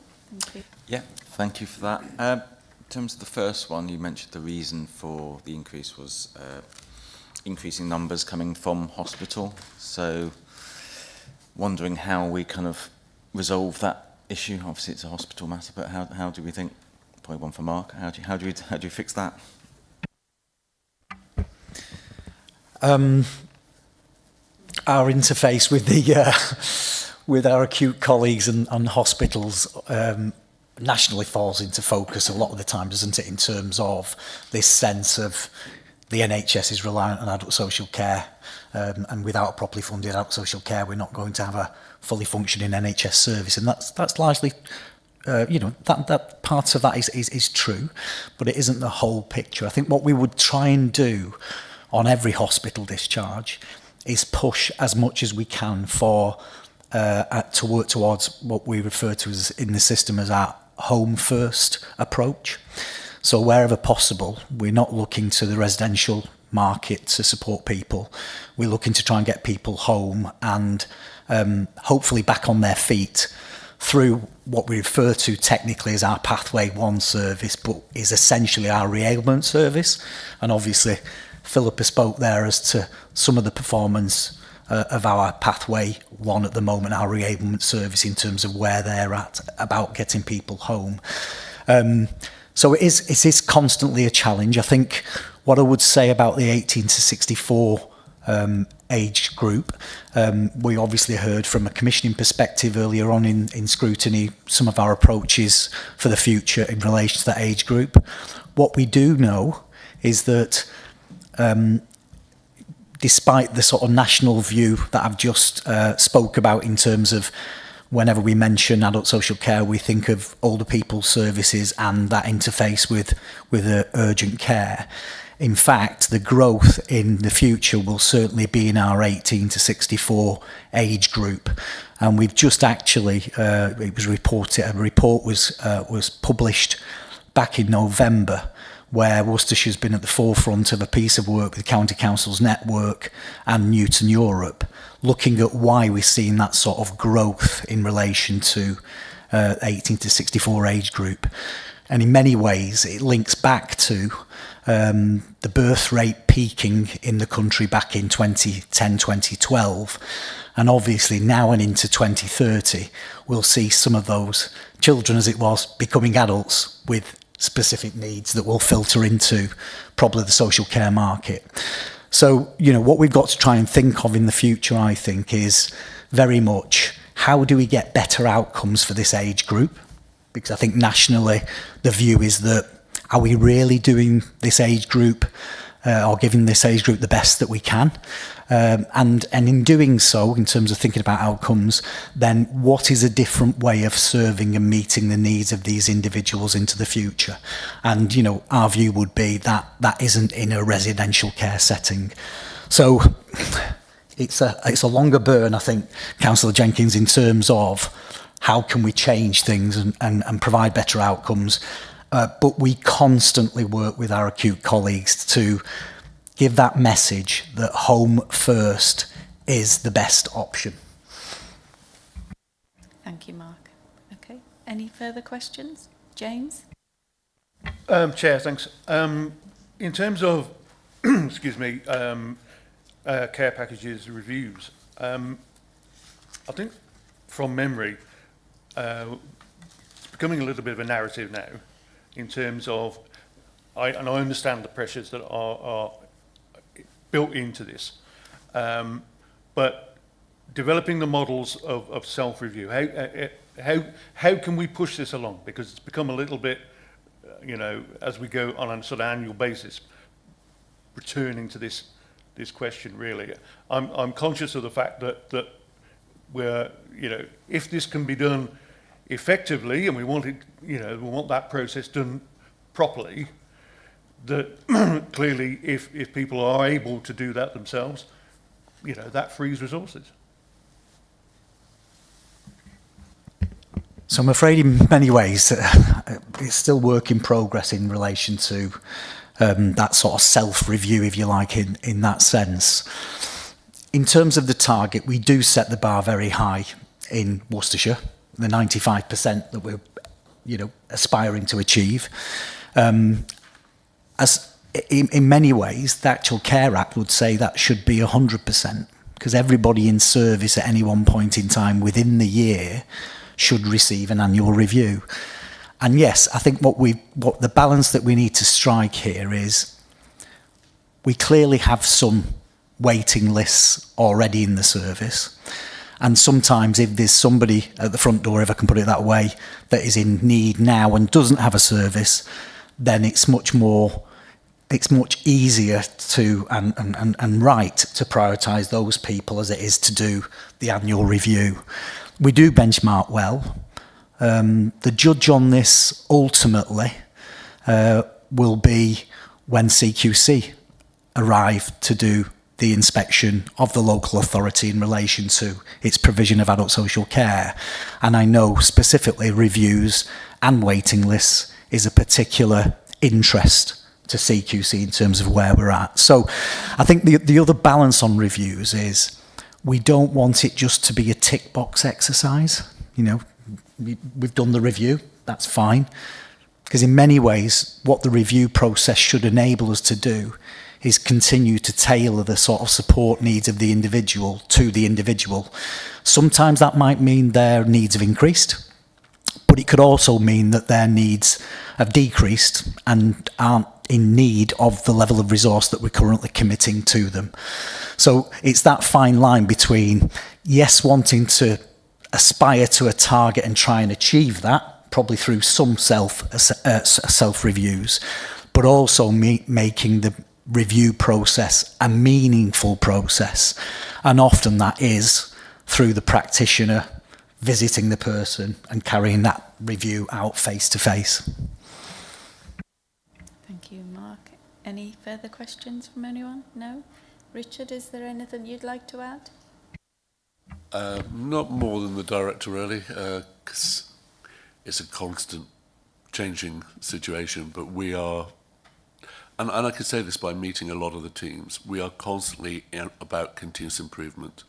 We're not about a worsening performance, we're about continuously improving, and any margin or angle that we can do to improve within the framework that we have, that will be achieved.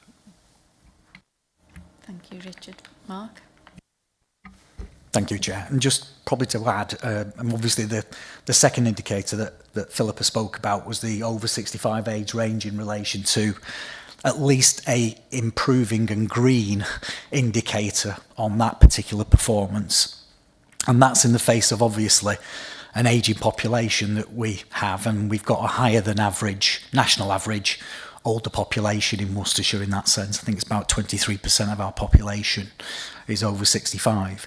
One of the other areas where we will see demand in that area, other than just the hospital issue that we spoke about, is where we pick up, is the technical term, the funding for those people that have been self-funders in residential or nursing care, and their funds have now diminished to the point where they can ask the local authority for support. And we see in the report that they are significant numbers, and in certain parts of the county that will be much higher than in other parts. But it is another area where we are challenged in relation to, if your funds run out below 23,250, then we are obliged to do that assessment and a financial assessment as well, and potentially pick the funding of those placements up within our statutory obligations. Thank you, Mark. Margaret, is there anything you'd like to add? No? Okay, thank you. We will move on to the in-year budget monitoring with Richard. Thank you. Thank you, Chair. Appreciate I may not be a familiar face at this panel. I have presented a couple of times before, but I'm Richard Stocks, a Senior Finance Business Partner, and within my portfolio I support the Adult Services Directorate, Community Services Directorate and Public Health. Putting that in there. So within your slide packs we've got two sets of financial information. We've got the overall overarching position and then some panel specific information. So if I'll touch on the overall position we have first, which shows at period 6, which is quarter 2. I'll just put that out there. I know everyone knows the difference, but I'm going to interchange between the two now. Terminologies. We're showing a £12.5 million overspend on just over £443 million net budget. So that equates to 2.9%. We have seen an improvement since quarter 1 of £1.7 million. So that's positive. We've seen an improvement. We still have obviously some way to go to get to a break-even position. The overspend is seen mainly within demand-led services. So we've got adult social care, children's social care, homeschool transport. We have areas of the council which are underspending, which is our economy and infrastructure and some of our corporate budgets, which are helping support the overall financial position. I will just stress to the group as well, throughout regular meetings, directors are looking at creating strategies to mitigate that £12.5 million, which I've just reported. The table on page 44 details the overall financial position across the service areas of the council. So we'll see within this panel the majority of the information I'm going to present later equates to what we have as the Adults and Communities Directorate of around the 4.8 million. But I did articulate earlier that we have seen pressures within children's services and homeschool transport as well. So the table on page 44 details the £12.5 million overspend as at period 6. If I can just touch on savings, we had £38.4 million worth of savings identified and built into the budget. 74% of those are delivered or on track, which is good news. The outstanding element that we have at the minute is £6.3 million worth of savings, which we are currently forecasting as at risk of not delivering. Those are split across a number of service areas, as we can see in the table in page 45. Sorry, I was looking at the detail, and the 45 was below, table 45. If I touch on reserves on the table on page 46, what you will see, the balance at the start of this financial year details £105.7 million worth of reserves. Out of that, we had 44.7 million of what we'll call usable reserves. The rest of them are earmarked and unusable. Looking at the picture over the next couple of financial years, we're forecasting that our closing reserve balance at the end of 26 is going to be around £58 million. So what we'll see there is a fairly significant reduction between where we are starting the year and where we are in 2026. Obviously it gets worse in 27 on the table. Our capital programme, we've got a 3-year current capital programme totaling just over £352 million.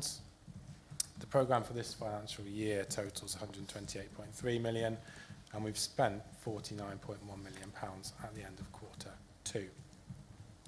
Just to give members a bit of an idea of how we fund that, the majority of it is funded through external funding sources, so whether it be grants or Section 106 contributions from developers. The rest of the element that what we have to do is effectively borrow money or use revenue contributions to fund capital. So 34% of the remaining programme we will borrow, which will incur borrowing costs. The table on page 48 details per priority from the expenditure lines where are we spending the money over the financial years, what do we estimate we are going to spend. At the bottom of the table details how are we going to fund that expenditure. So I appreciate it's very squished, so we may need to either maximise it on your laptop or get some very strong prescription glasses to see it. but it just does provide an overview of what we are spending, yes, like I said, and how we are funding it. You have a slide in the pack on our medium-term financial plan. I will say now, it's pretty difficult to do long-term planning given the fact we do only have kind of short-term government settlements. So my Christmas present coming up on the 19th is to review our settlement, to see our levels of funding and how we can use that to support our service areas. But we do have a longer-term plan of pressures which we think we will face, popping some sort of value on that. And obviously, when I say pressures, we may get some benefits of certain activities stopping in time periods. But where we are for 25-26 is a current estimated pressure of around £25.4 million and an additional 13.4 in 26-27. So over the next two financial years, we're looking at just shy of £40 million. So it's a fairly significant pressure which we have to address. Chair, is it okay if I move on to the specific information and then take questions at the end, or I'm happy to continue? Okay. So within our table on page 51, what we have is our service areas within adult social care, budgeted position, forecast position and outturn. We'll see from this information that the adults position is just shy of £4.7 million overspent at period 6. We have seen a reduction since quarter 1, which was £4.9 million. So work that is underway to reduce and mitigate that overspend is happening. We are seeing that. What we are seeing across the number of service areas is overspends in the majority across the lines, apart from the commissioning unit, which you'll see in one of the rows there. A lot of these service areas, as I did mention before, are demand driven. So I'll touch a bit on placements, and I'll go through some of the areas now. Within older people, what we are seeing is a pressure of around £1.4 million supporting our residential care market. The numbers within that area have continued from last year. Usually we sort of see a cyclical cycle, and we see a little bit of a drop-off due to winter. We haven't seen that. Demand has continued to rise. What I will say within that area is the implementation of the framework, which we discussed earlier, can't put my teeth in, is helping to assist us manage the cost element of that area of the market. So within social care and placements, what we will have is two main driving factors. We'll have the numbers that we're supporting and what are we paying for those individuals. So within residential care, we've got a problem with the numbers, I'll say, compared to budget, but we are working to manage and mitigate that cost. Within learning disabilities, within the external placement area, we've got £1.3 million forecast pressure, mainly seen within residential nursing care and transport services. So just to give you a bit of a flavour on the costs per person or per individual, what we are seeing within residential care is around £113 increase in cost compared to the budgeted position at the start of the year per person per week, and £97 per person per week in residential care. Within the physical disabilities line of the table, which I showed you, we have a £1.1 million overspend. Within this information, we've got a reduction of continuing healthcare income. So within social care, there's a number of funding streams which we can utilise to support our financial position. What we have seen this financial year is people reduce eligibility to be continuing healthcare funded, which has caused a pressure within this particular area. We have got a problem within the supported living area, provision of this care within this service, and that's showing a 22% increase in the average unit cost compared to where we thought we would. So through regular meetings that that I have with directors and assistant directors, I have made this aware, and we are working with heads of service to try and manage that. And mental health area, what we are seeing at the minute is around a £1 million overspend, and that is predominantly due to an increase in numbers. So we've had a 9% increase in the numbers of individuals within our mental health services between March and September, which we haven't really seen before looking back at previous year's trends. So that is a little bit odd. However, we are managing the weekly cost of those placements well. Within the forecast, what I will say is we do have around £2.4 million worth of cost for individuals that we think will enter the service between now and the year end. Obviously, if those individuals don't enter the service, the current overspend that we're predicting will reduce. Likewise, if more people come in than we think, then the position may deteriorate.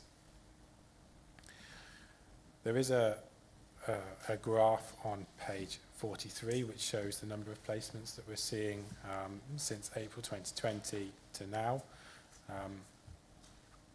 What I would just like to reference at the minute is that the numbers have significantly reduced from last year.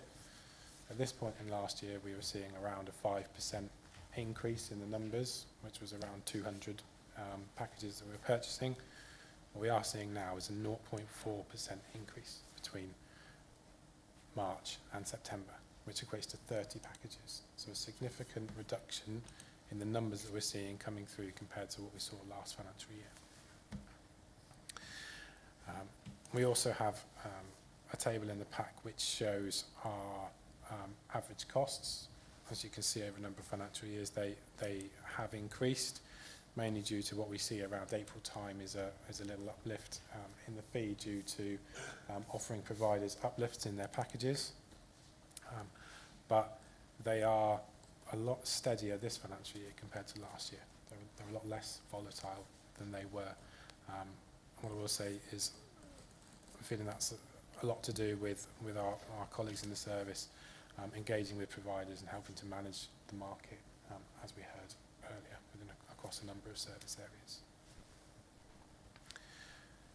So that brings me to the end of my slides, and happy to take any questions. Thank you very much. Matt?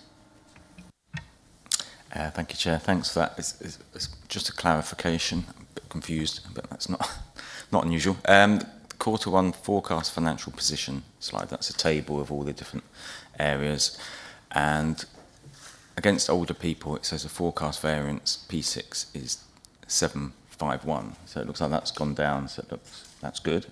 That's my reading. But then the next slide says older people services, there's still a 1.4 million overspend. So I would have thought they would match. So please explain why they don't.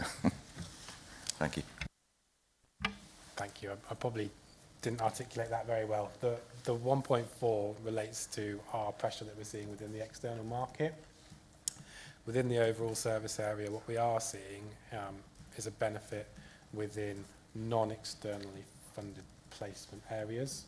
So we have some funding set aside to, what was I saying? So when the introduction of the liberty protection safeguarding, I say criteria, what was the right word? Framework was introduced. We had some funding set aside there. So effectively, we're saving some money within the staffing element, and we're overspending within the external market. So you net those two off, it comes around the 751. Thank you. Any further questions from anyone? No? Richard, anything you'd like to add? Well, I think the figures speak for themselves. It's demand-led issues, and there is an element of transition from children's services into adults as well, particularly with that younger age group, and we've got officers working on trying to ensure that that's as smooth as it can be, the transition, because we know children's services costs are also high. I would just put a caution that at the moment the fear is that it's going to struggle to get better with the budget, with national insurance rises, with a living wage, with inflation. those are all going to put pressures on our suppliers, and we've got to be careful that that doesn't increase our costs as well. So it's a very difficult climate at the moment.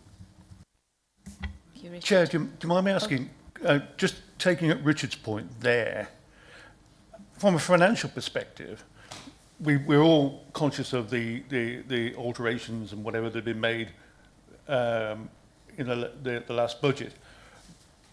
But how quickly or what is the sort of time frame of those alterations rolling in to the financial figures that you're sort of projecting here? Because clearly there are going to be, regardless of the rights or wrongs of it, cost pressures that individual care homes are going to have to absorb or otherwise.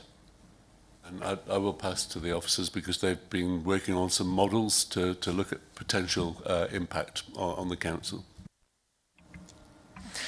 Thank you. So in terms of where they feed in, and Rebecca was going to have to say, and may well still want to say at some point, but then it'll be the new financial year when the burdens will start to hit the employers from a national insurance and a national living or minimum wage perspective. There's a lot of work being done at the moment to try and understand, and we locally are maybe wanting to just have a conversation, if I can put it that way, through a survey with the market to try and find out, do some of those employers already pay above the new national living wage or not?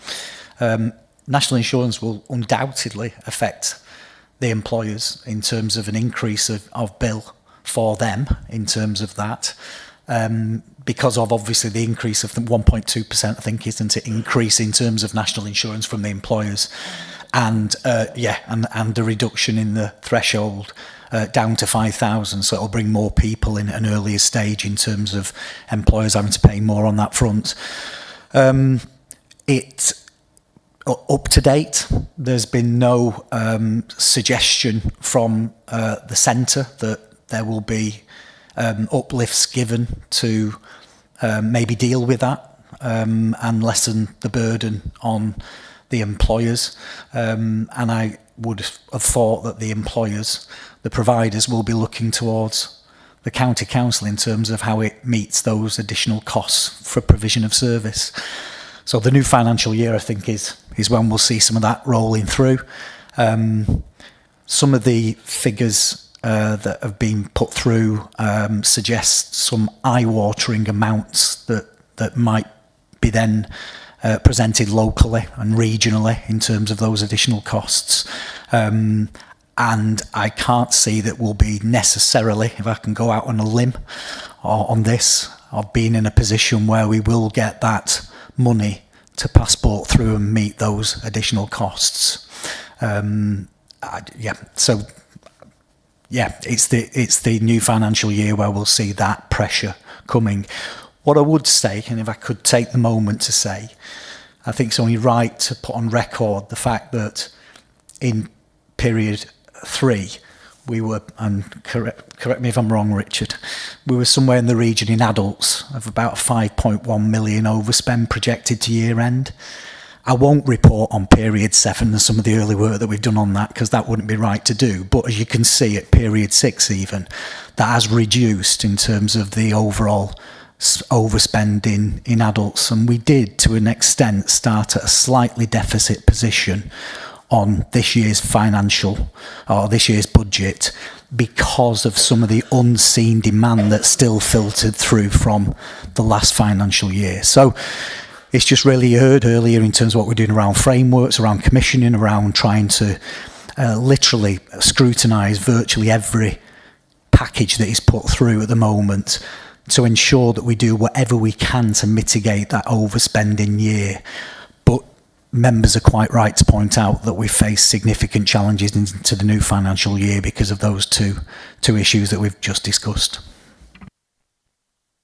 Thank you, Mark. Margaret, is there anything? No? Okay. Thank you, everybody. And our final item is our work programme.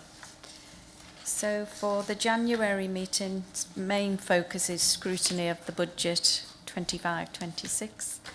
And we have staff vacancies and retention. I think we have carried that over for a few months, so do you think we could be okay for January? Yeah. And delivery of adult safeguarding model. Yeah. Fine for both of those, Chair. Yep. Is everybody okay with those topics for January? Yeah? Okay. If you keep us advised if there's any changes going forward. I think we'll have agenda planning in a couple of weeks anyway, won't we, ladies? Yeah. Okay. And the date of our next meeting is Monday the 20th of January at 10 o'clock at Wyre Forest. Okay, and I'll bring this meeting to a close. Thank you everybody for attending. Thank you.